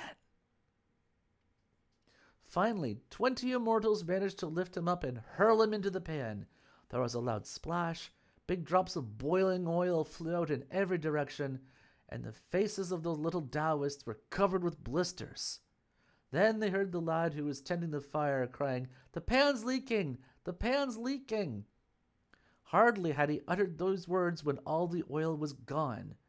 What they saw in the pan with its bottom punctured was a stone lion. Enraged, the great immortal said, That wretched ape! He's wicked indeed, and I've allowed him to show off right in front of my nose. So he wanted to escape, but why did he have to ruin my pan? I suppose it's exceedingly difficult to catch the wretched ape, and even if one does catch him, trying to hold him is like trying to grasp sand or handle mercury. To catch a shadow or seize the wind. All right, let him go. Untie Tripitaka Tang and bring out a new pan. We'll fry him instead in order to avenge my ginseng tree. That's a lot of oil, too. The various little immortals accordingly went to untie the lacquer cloth, but Pilgrim, who heard this clearly in the air, thought to himself, Master is utterly helpless. If he arrives in the pan, the first boiling bubble will kill him, and the second will burn him up. By the time the oil sizzles 3 or 4 times, he'll be a messy monk. I had better go and save him. Dear great sage, he lowered the direction of his cloud and went back to the main hall. With his hands at his waist, he said, Don't untie the lacquer wrapping to fry my master. Let me go into the pan of boiling oil instead. You wretched ape, cried a somewhat startled great immortal. How dare you display such tricks to wreck my stove? If you have had the misfortune of meeting me, said Pilgrim, laughing, your stove deserves to be overturned. Why blame me? Just now I was about to receive your kind hospitality in the form of oily soup, but I suddenly had the urge to relieve myself. If I opened up in the pan, I was afraid that it might spoil your hot oil so that it could not be used for cooking. Now that I'm completely relieved, I feel quite good about going into the pan. Don't fry my master, fry me instead. When the great immortal heard these words, he laughed menacingly and ran out of the hall to catch hold of Pilgrim. We do not know what sort of things he has to say to him, or whether Pilgrim manages to escape again. Let's listen to the explanation in the next chapter.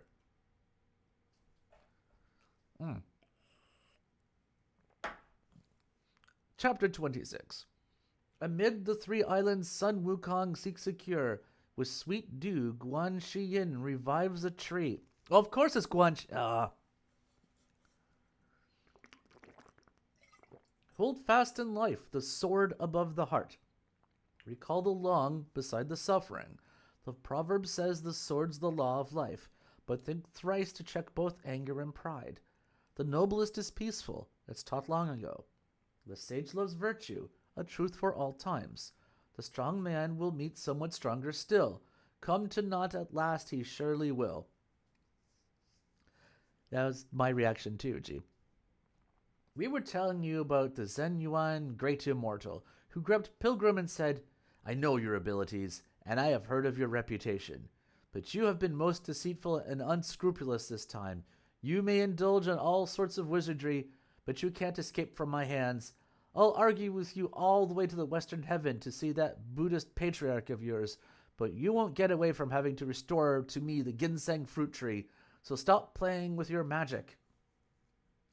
Dear sir, said Pilgrim, laughing, how petty you are. If you want the tree revived, there's no problem. If you had said so in the first place, we would have been spared this conflict. He's kind of full of it there. No conflict, said the great immortal. You think I would let you get away with what you have done?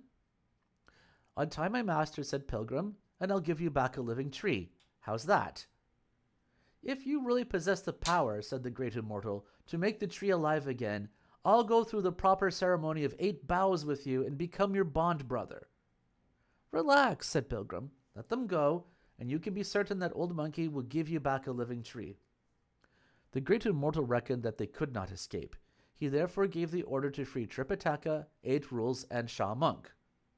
Master, said Sha Monk, I wonder what sort of tricks elder brother is up to this time. What sort of tricks? Asked 8 Rules.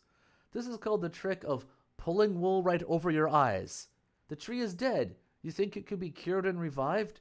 He's just putting out some empty formula for show. On the pretext of going to find medicine to cure the tree, he will flee and take to the road all by himself. You think he has any care for us? He won't dare leave us behind, said Tripitaka. Let's ask him where he is going to find the cure. He then called out, Wukong, how did you manage to deceive the immortal master and have us freed? Old monkey is speaking the truth, only the truth, said Pilgrim. What do you mean by deceiving him? Tripitaka asked, Where will you go to find the cure? Pilgrim replied, According to an old proverb, the cure comes from the seas. I want to go now to the great Eastern Ocean and make a complete tour of the 3 islands and the 10 islets. I want to visit all the immortals and aged sages to ask for a method of revivification that will revive the tree for him. Excuse me. How long do you need to be away before returning? Said Tripitaka. Only 3 days. All right, said Tripitaka. As you said, I'll give you 3 days. If you return by that time, everything will be fine. If you don't come back in 3 days, I'll begin reciting that old-time sutra. I hear you, said Pilgrim. Yeah, Chen Kuan Yin is like, oh, this guy really. Look how quickly straightened his Look how he quickly straightened his tiger skin kilt. As he walked out the door, he said to the great immortal, "You need not worry, sir. I leave now, but I'll be back very soon. But you must take good care of my master. See that he lacks none of the 3 meals and the 6 teas of the day. If my master's clothes become soiled or wrinkled, wash and starch them. Should he want anything, old monkey will settle the account with you when he returns. I'll finish puncturing all the pans for you. If my master's face pales even a little, I won't take him back, and if he becomes a trifle thin, I'll not leave this place." "Go, go," said the great immortal. "I'll see to it that he doesn't starve." Dear Monkey King. He mounted his cloud somersault quickly and left the Abbey of 5 Villages, heading straight for the great Eastern Ocean. Moving through the air like lightning and meteor, he soon arrived at the immortal region of Panglai. He lowered his cloud and took a careful look below. It was a lovely place indeed, for which we have a testimonial poem. The poem says, "A great land divine, the sage's domain. These Panglai islands calm the winds and waves. Jasper towers cool the heavens with their shades. Tall arches bright reflections float on the sea. Mists of 5 colors veil the jade-green sky. High on the gold turtle stars and moon shine. The Queen of the West would this place frequent, for 3 immortals with peaches as present." Before he had finished looking at this divine scenery, Pilgrim was already entering Panglai. As he walked, he saw 3 old men playing encirclement chess in the shade of some pine trees outside the White Cloud Cave. The one watching the game was the Star of Longevity, while the 2 playing the game were the Star of Blessing and the Star of Wealth. Pilgrim approached them, crying, "Old brothers, receive my bow." When the 3 stars saw him, they pushed away the chessboard and returned his salutation. "Great sage, why did you come here?" they asked. "I came especially to have some fun with all of you," said Pilgrim. "I heard that the great sage, who forsook Taoism to follow Buddhism," said the Star of Longevity, "has won back his freedom to protect the Tang monk on his journey to seek the scriptures in the Western Heaven. He must be traveling over rugged roads every day. Where would he find time to have fun with us?" Pilgrim said, "To tell all of you the truth, Old Monkey has run into a little obstacle halfway on the journey to the west. That's why I came to request some assistance, but I don't know whether you're willing to help me or not." "At what place?" asked the Star of Blessing. "What sort of obstacle? Tell us plainly so that we may decide." "We were stopped while passing the Abbey of 5 Villages at the Long Life Mountain." "The Abbey of 5 Villages is the divine residence of the Zenyuan Great Immortal," said one of the 3 old men, who were astonished. "Could it be that you stole and ate his ginseng fruits?" "Oh, so I stole and ate them," said Pilgrim with a laugh. "How much could they be worth?" "You ape," said one of the 3 old men. "You are dumb. A man who takes 1 whiff of that fruit will live to be 360 years old. He eats one and he'll last 47,000 years. That's why it bears the name of the long-life grass of reverted cinnabar. The level of cultivation in Tao of that great immortal far surpasses ours. With such a thing in his possession, he can easily have the same age as heaven, whereas we still have to nourish our spermal essence, cultivate our breaths, fortify our spirits, harmonize the tiger and the dragon, catch the can to fill up the lee. In short, we have to spend a lot of time and effort just to attain immortality. How could you say, how much could they be worth? Throughout the whole world, that's the only kind of spiritual root there is." Spiritual root, said Pilgrim. "I have already uprooted it." I felt it should have been a spiritual root, root sort of thing, you know what I mean? Couldn't do a good job of it, though. "What do you mean by uprooted it?" asked the 3 old men, greatly alarmed. Pilgrim said, "When we went to the Abbey the other day, the great immortal was not home, and only two lads received my master. They served him 2 ginseng fruits, but my master did not realize that they were fruits. Thinking that they were infants not yet 3 days old, he absolutely refused to eat them. The lads took them away and ate them without bothering even to share them with us. So, Old Monkey went and stole 3 of the fruits for us 3 brothers to eat, But those two lads, without any sense of propriety, kept on calling us thieves. They called us thieves because we stole them. Well, Old Monkey got mad and gave the tree a blow with his rod. When it fell to the ground, the fruits on it disappeared, the branches snapped, the leaves dropped, and it died with all its roots exposed. The lads tried to imprison us, but Old Monkey broke their lock and left. Early next morning, their master came back and gave chase. We had a few rough exchanges with him, which led eventually to a fight. In a flash, he flipped open that sleeve of his and bagged all of us. We were bound and shackled, interrogated and whipped for a whole day, but we managed to escape again that night. He caught up with us once more and took us captive. Mind you, there was not an inch of steel on him. He had only that yak's tail to parry our blows, but none of the 3 weapons of us brothers could even touch him. And so he gave us more of the same treatment, wrapping my master and my 2 young brothers in cloth coated with varnish, but putting me in a pan of boiling oil. I then showed him my special talent for escape, but not before I had punctured his pan. When he saw that he could not hold me captive, he became somewhat intimidated, and that was when I sweet-talked him into freeing my master and my brothers with the promise that I would revive his tree for him. Just because I take stuff, I'm not a thief. That's how we came to a temporary truce. When I remembered the saying, "The cure comes from the seas," I decided to pay you 3 old brothers a visit in this lovely place. If you have any formula to cure the tree, please pass it on to me at once so that I can rescue the Tang monk from his ordeal.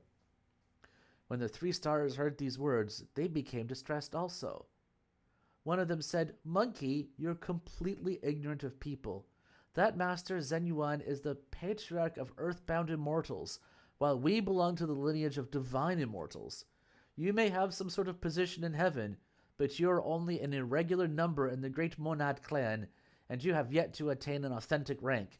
How could you possibly expect to escape from him? If you had killed some beast or bird, some insect or scaly creature, all you would need is 1 grain of my millet elixir and it would be revived. The ginseng fruit, however, is the very root of all divine trees. How could it be healed? There's no cure for it."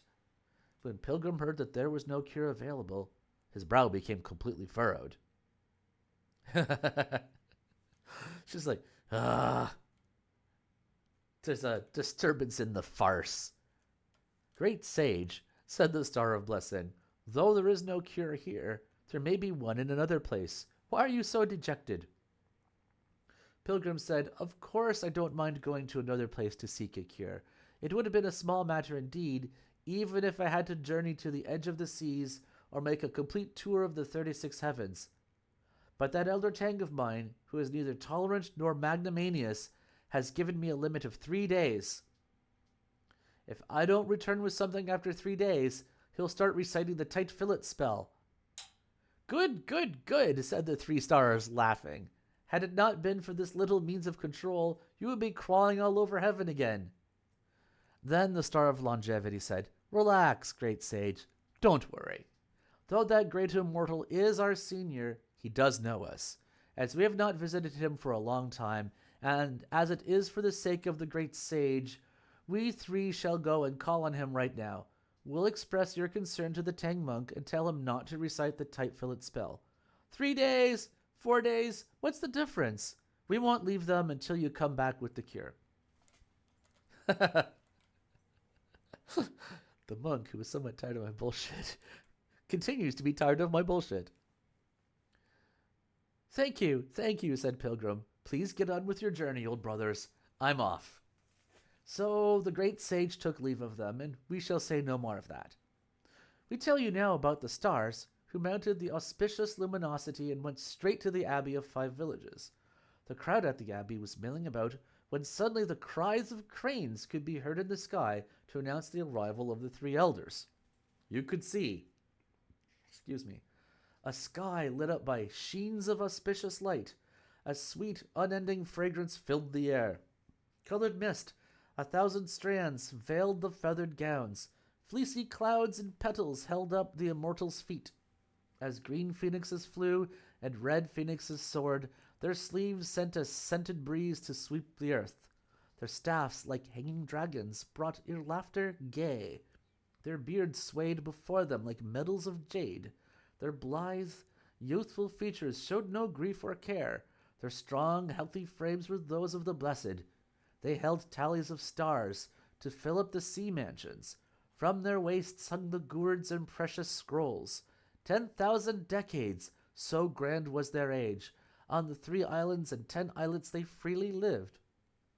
They came to this world often to grant their boons, and increase man's blessings 100-fold. The whole wide world, bright with glory and wealth. To have now endless blessing and endless life.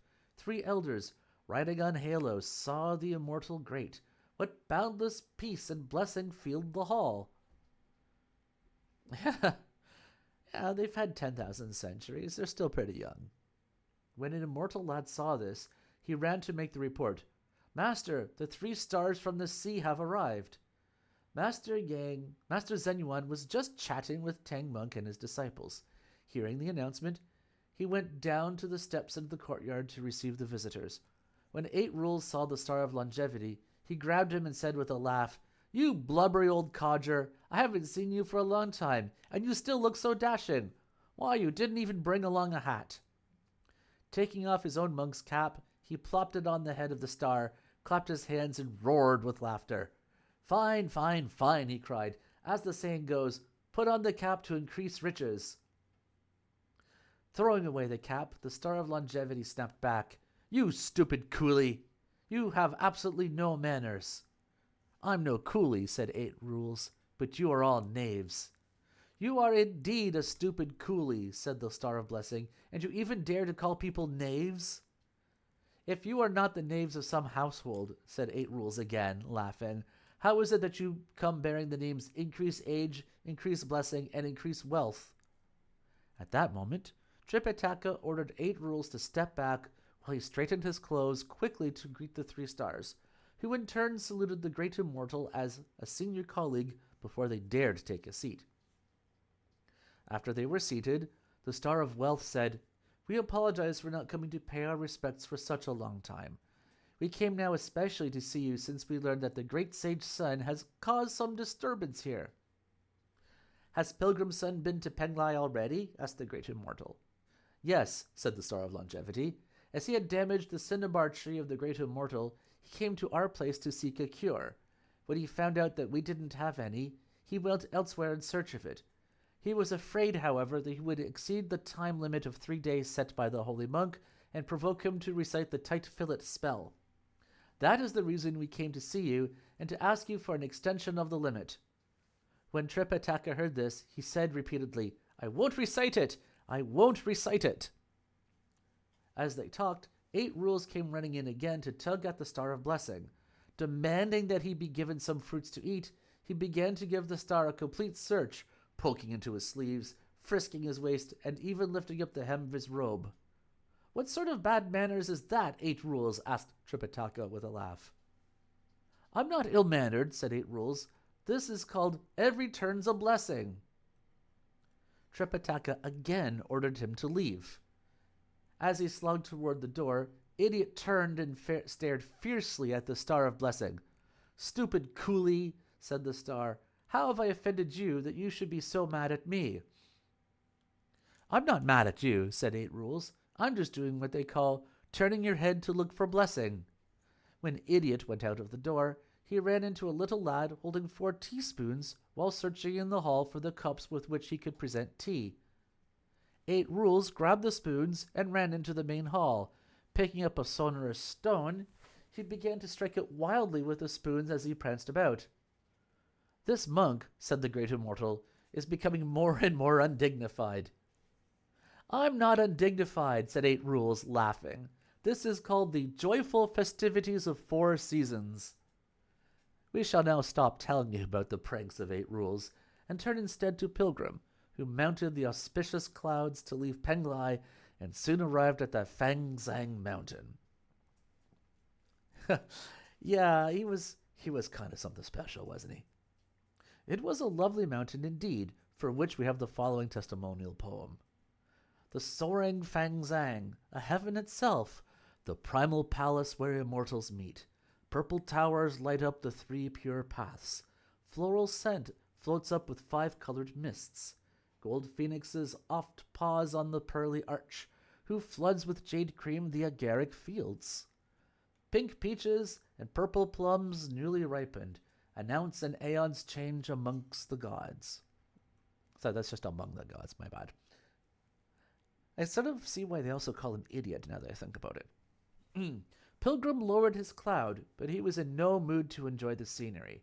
As he proceeded, he was met by a gentle scented breeze and by the sounds of black cranes. Then he saw in the distance an immortal, from whom 10,000 motley beams lit up the sky. Colored mists soared in endless shafts of light. His red phoenix's mouth held flowers fresh.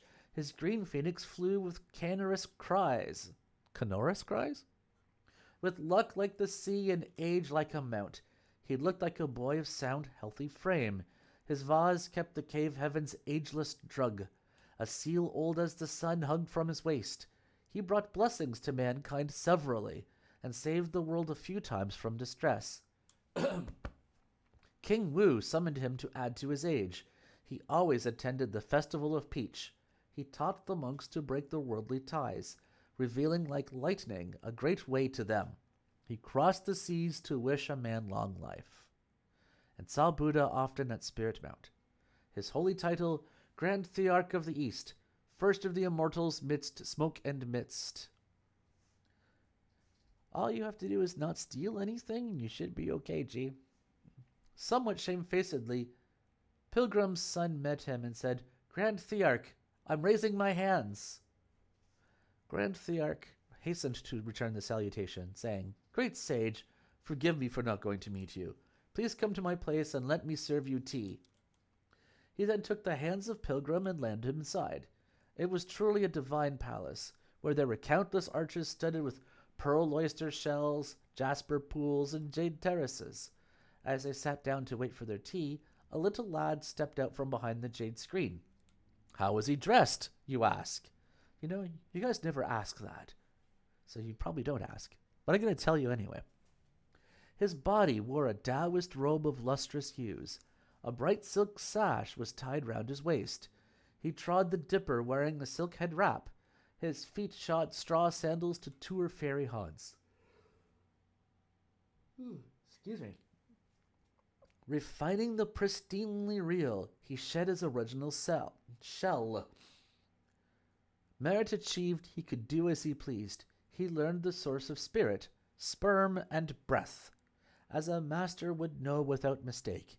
He fled from fame, now owning ageless life. The months, the seasons had no hold on him. Passing winding corridors to ascend royal towers, he palmed from heaven's gods, peaches 3 times. In colored mist he left the kingfisher screens.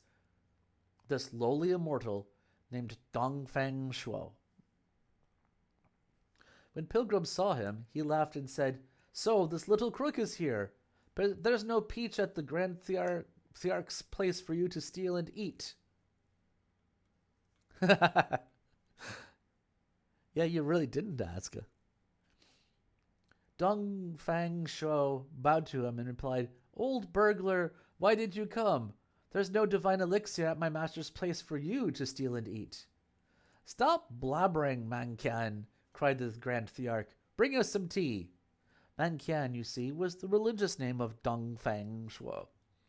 He hurried inside to fetch 2 cups of tea. After they had finished drinking, Pilgrim said, Old Monkey came here to ask of you a favor. Will you grant me that? What favor? Said the Grand Thearch. Please tell me. I recently became guardian of the Tang monk on his westward journey, said Pilgrim. We were passing by the abbey of 5 villages at the Long Life Mountain, when we were insulted by 2 young lads. My anger of the moment made me topple their ginseng fruit tree, which led to the Tang monk being detained for the time being. That's why I came to ask you for a cure. I hope you'll be generous about the matter. You ape, said the Grand Thearch. You have no care for anything except to cause trouble everywhere. Master Zenyuan of the Abbey of 5 Villages, with the holy title of Lord equal to Earth, happens to be the patriarch of earthbound immortals. How did you manage to offend someone like him? That ginseng fruit tree of his, you know, is the grass of the reverted cinnabar. If you had stolen it and eaten it, you would be guilty already. Now you have gone so far as to knock the tree down. You think he'll let you get away with that?" "Exactly," said Pilgrim. "We did escape, but he caught up with us and scooped us up in his sleeve as if we were handkerchiefs. It's a troublesome affair. Since I could not prevail, I had to promise him that the tree would be cured. That's why I came to beg you." The Grand Thearch said, "I have 1 grain of the great monad elixir of 9 reversions. It can cure all the sentient creatures in the world, but it cannot cure trees. For trees are the spirits of earth and wood, nourished by heaven and earth. Moreover, the ginseng fruit tree is no tree of the mortal world. If it were, you might find a cure for it. But the Long Life Mountain happens to be a heavenly region, and the Abbey of 5 Villages is a cave heaven of the West Aparagodania continent, and the ginseng fruit tree produced there is a spiritual root that came into existence at the time of creation. How could it be healed? I have no cure, none whatsoever." "If you have no cure, Old Monkey will take his leave," said Pilgrim. The Grand Thearch would have liked to offer him a cup of jade nectar, but Pilgrim said, "This is emergency business. I dare not linger." Yeah, but, well, it's not just fuck trees, though, because if it was a regular tree, you'd be okay.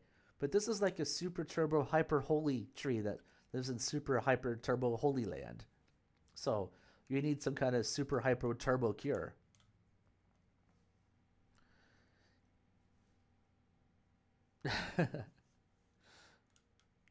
He then mounted the clouds to proceed to the island of Yingzhou. This, too, was a lovely place, for which we have a testimonial poem.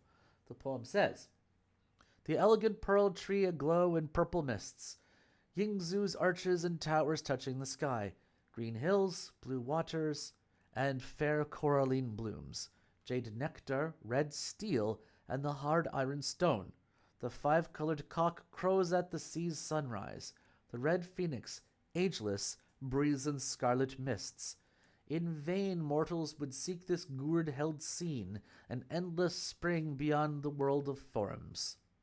A great sage arrived at Yingzhou, where before the red cliffs and beneath the pearl trees sat several figures with luminous white hair and beards, immortals of youthful complexion.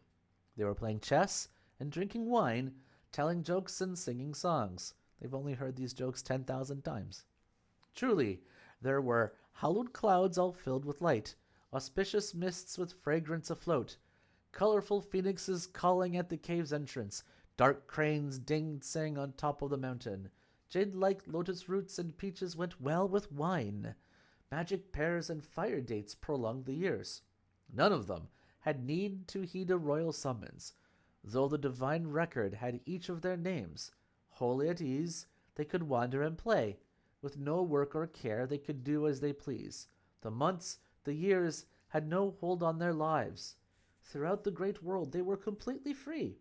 How lovely were the black apes, who came in pairs, bowing to present the fruits. How friendly are the white deer, who lay down 2 by 2 with flowers in their mouths. Those old men were enjoying themselves when our pilgrim walked up to them and cried, "How about letting me have some fun too?" When the immortals saw him, they quickly rose to greet him.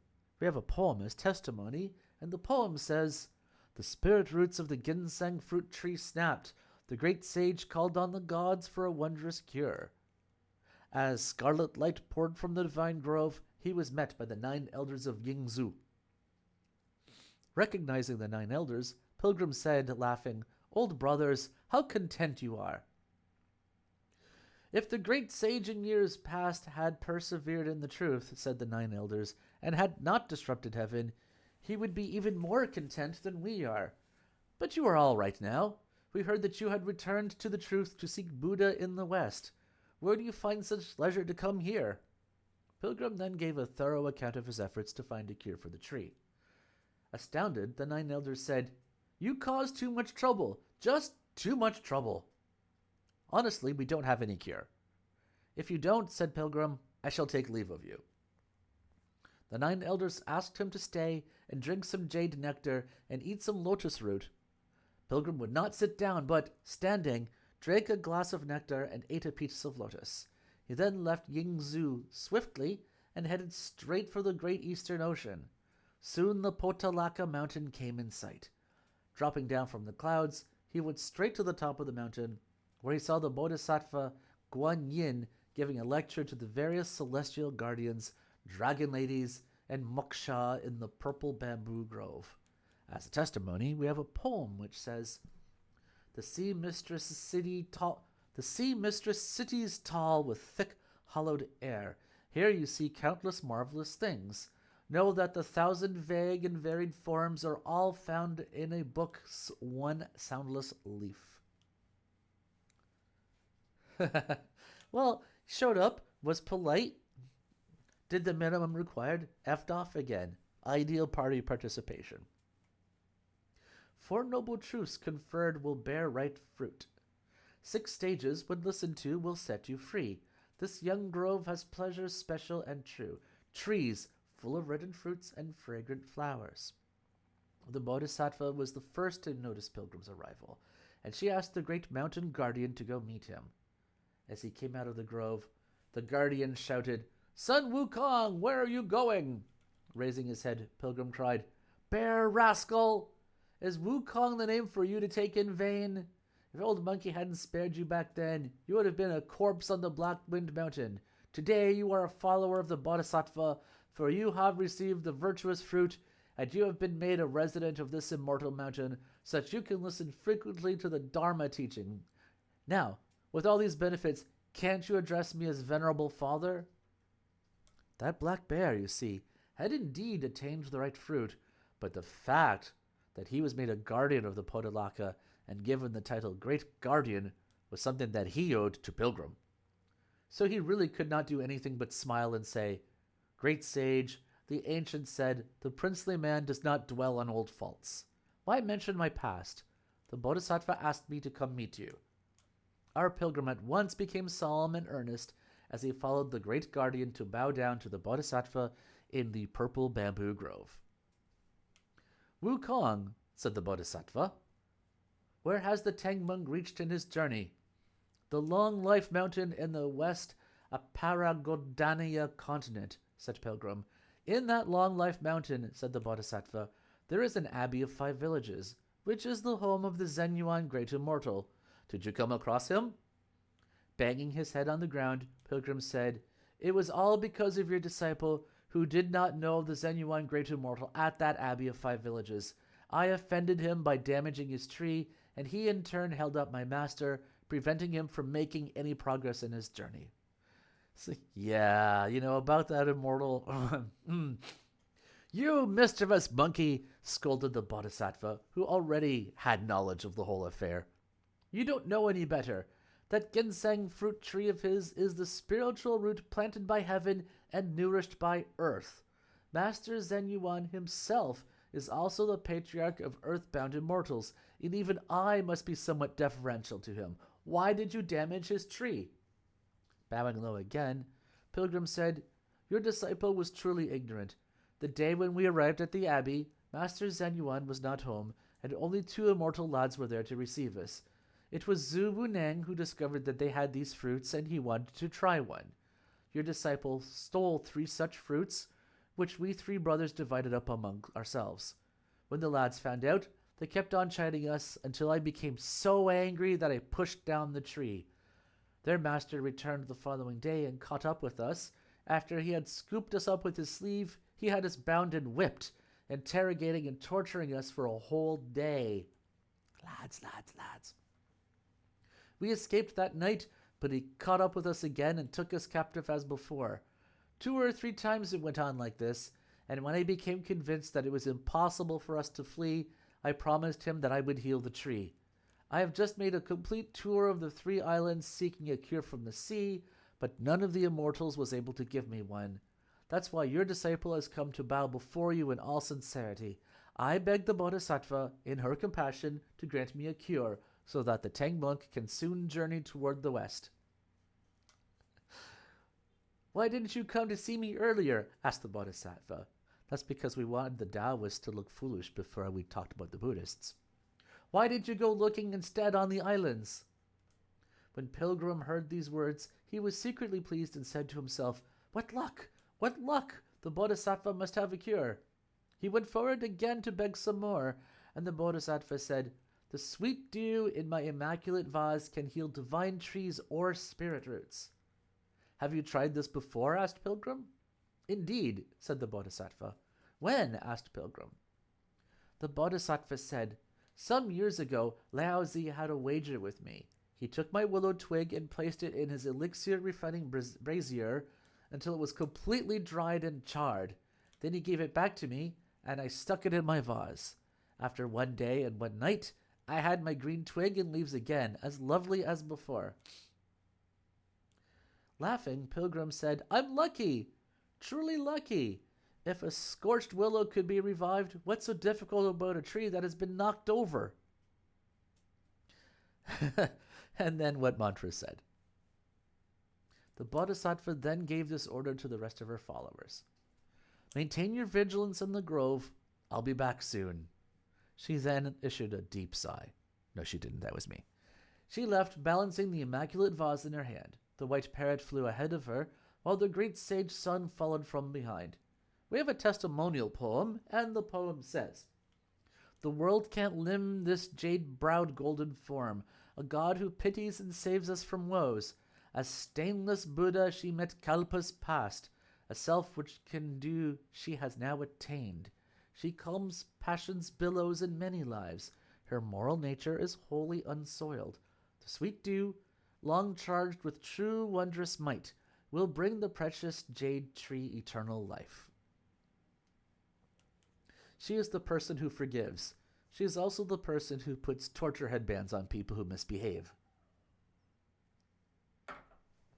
We now tell you about the great immortal, who was just having lofty conversations with the three elders, when all at once they saw the great sage sun drop down from the clouds and shout, The Bodhisattva has arrived! Come meet her quickly! Come meet her quickly! The 3 stars, Master Zen Yuan, Tripitaka, and his disciples all hurried out of the main hall. Stopping her sacred cloud, the Bodhisattva first exchanged greetings with Master Zen Yuan before bowing to the 3 stars. After the ceremony, she took the seat of honor as Pilgrim led the Tang monk, 8 rules, and Sha monk to bow to her. After that, the various immortals in the abbey also came to greet her. That in and of itself is a torture headband, G. Great immortal, said Pilgrim, there's no need for further delay. You may as well prepare the table of incense at once and ask the Bodhisattva to heal that fruit tree of yours. Bowing low to thank the Bodhisattva, the great immortal said, Why should the trivial affair of this plebeian be such a concern to the Bodhisattva that she would take the trouble of coming here? The Tang monk is my disciple, said the Bodhisattva. If Sun Wukong has wronged you, it's only reasonable that he should make recompense and return your precious tree. In that case, said the 3 stars, there's no further need for polite talk. May we ask the Bodhisattva to go to the garden and see what can be done?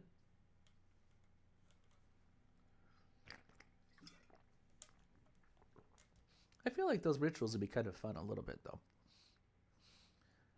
The great immortal gave the order to prepare an incense table and to sweep the grounds in the rear garden. The Bodhisattva was asked, that was hard. The Bodhisattva was asked to lead the way, followed by the 3 elders, Tripitaka, his disciples, and the various immortals of the abbey. When they arrived at the garden, they saw the tree lying on the ground, with the soil around it turned up, its roots exposed, its leaves fallen, and its branches dried up. Wukong, cried the Bodhisattva, stretch out your hand. Pilgrim stretched out his left hand. Dipping the willow twig into the sweet dew of her vase, the Bodhisattva then used it as a brush and drew on the palm of Pilgrim a charm that had revivifying power. She told him to place his hand at the base of the tree and watch for the sign of water spurting out. His hand closed tightly, Pilgrim went to the base of the tree and placed his fist on the roots. In a little while, A clear spring welled up from the ground. The Bodhisattva said, "That water cannot be touched by any instrument containing any one of the 5 phases. It must be scooped up by a jade ladle. Push the tree back up into an upright position, pour the water over it from the top down. The bark and the roots will grow back together again, the leaves will come out, the branches will turn green, and the fruits will appear." "Little Taoists," said Pilgrim, "bring me a jade ladle, quickly." "Your humble Taoist lives in a rural area," said Master Zenyuan, "and there is no jade ladle available. We have only jade tea cups and jade wine goblets. Can they be... Can they be used?" As long as they are made of jade," said the Bodhisattva, "and capable of bailing water, they will be all right. Bring them here." The great immortal asked the little lads to take out some 30 jade tea cups and some 50 wine goblets. Sorry, we have no bread here. Where was I? With which they scooped up the clear water. Pilgrim, 8 rules, and Sha Monk raised the tree into an upright position and covered its base with topsoil. They then handed the jade cups one by one to the Bodhisattva, who sprinkled the sweet liquid onto the tree with her willow branch as she recited a spell. Before long, she stopped sprinkling, and the tree turned green all at once, with thick leaves and branches. 23 ginseng fruits could be seen on top. Clear Breeze and Bright Moon, the 2 lads, said, "When we discovered our loss the day before, we came up with only 22 fruits, even after we had counted them over and over. Why is there an extra one today after it has been revived?" "Time will disclose the true intent of man," said Pilgrim. "Old Monkey took only 3 the other day. The 4th one dropped to the ground and disappeared. For as the local spirit told me, this treasure would become assimilated once it touched Earth. 8 rules kept hollering about my skimming something off the top, and that was how my act was discovered. Only today is this whole mess cleared up."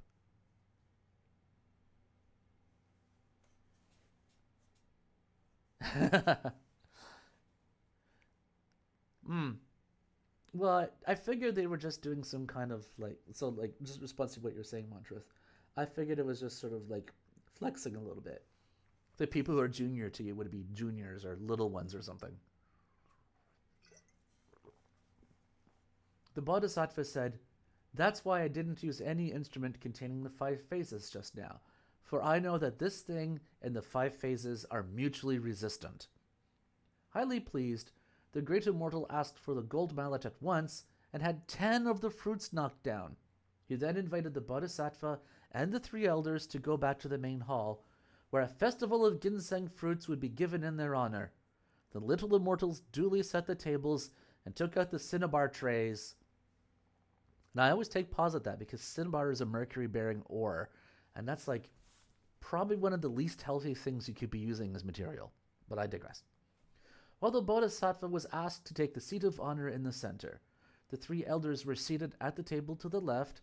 The tank monk, that's what it says, the tank monk was placed at the right, and Master Zenyuan, as the host, took up the seat down below.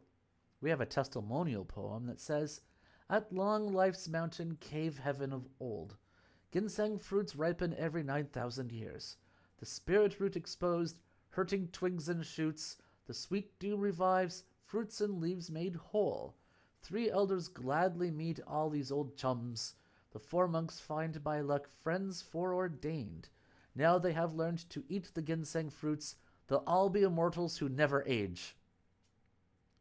Yeah, I suppose you're right. But the tank monk wasn't.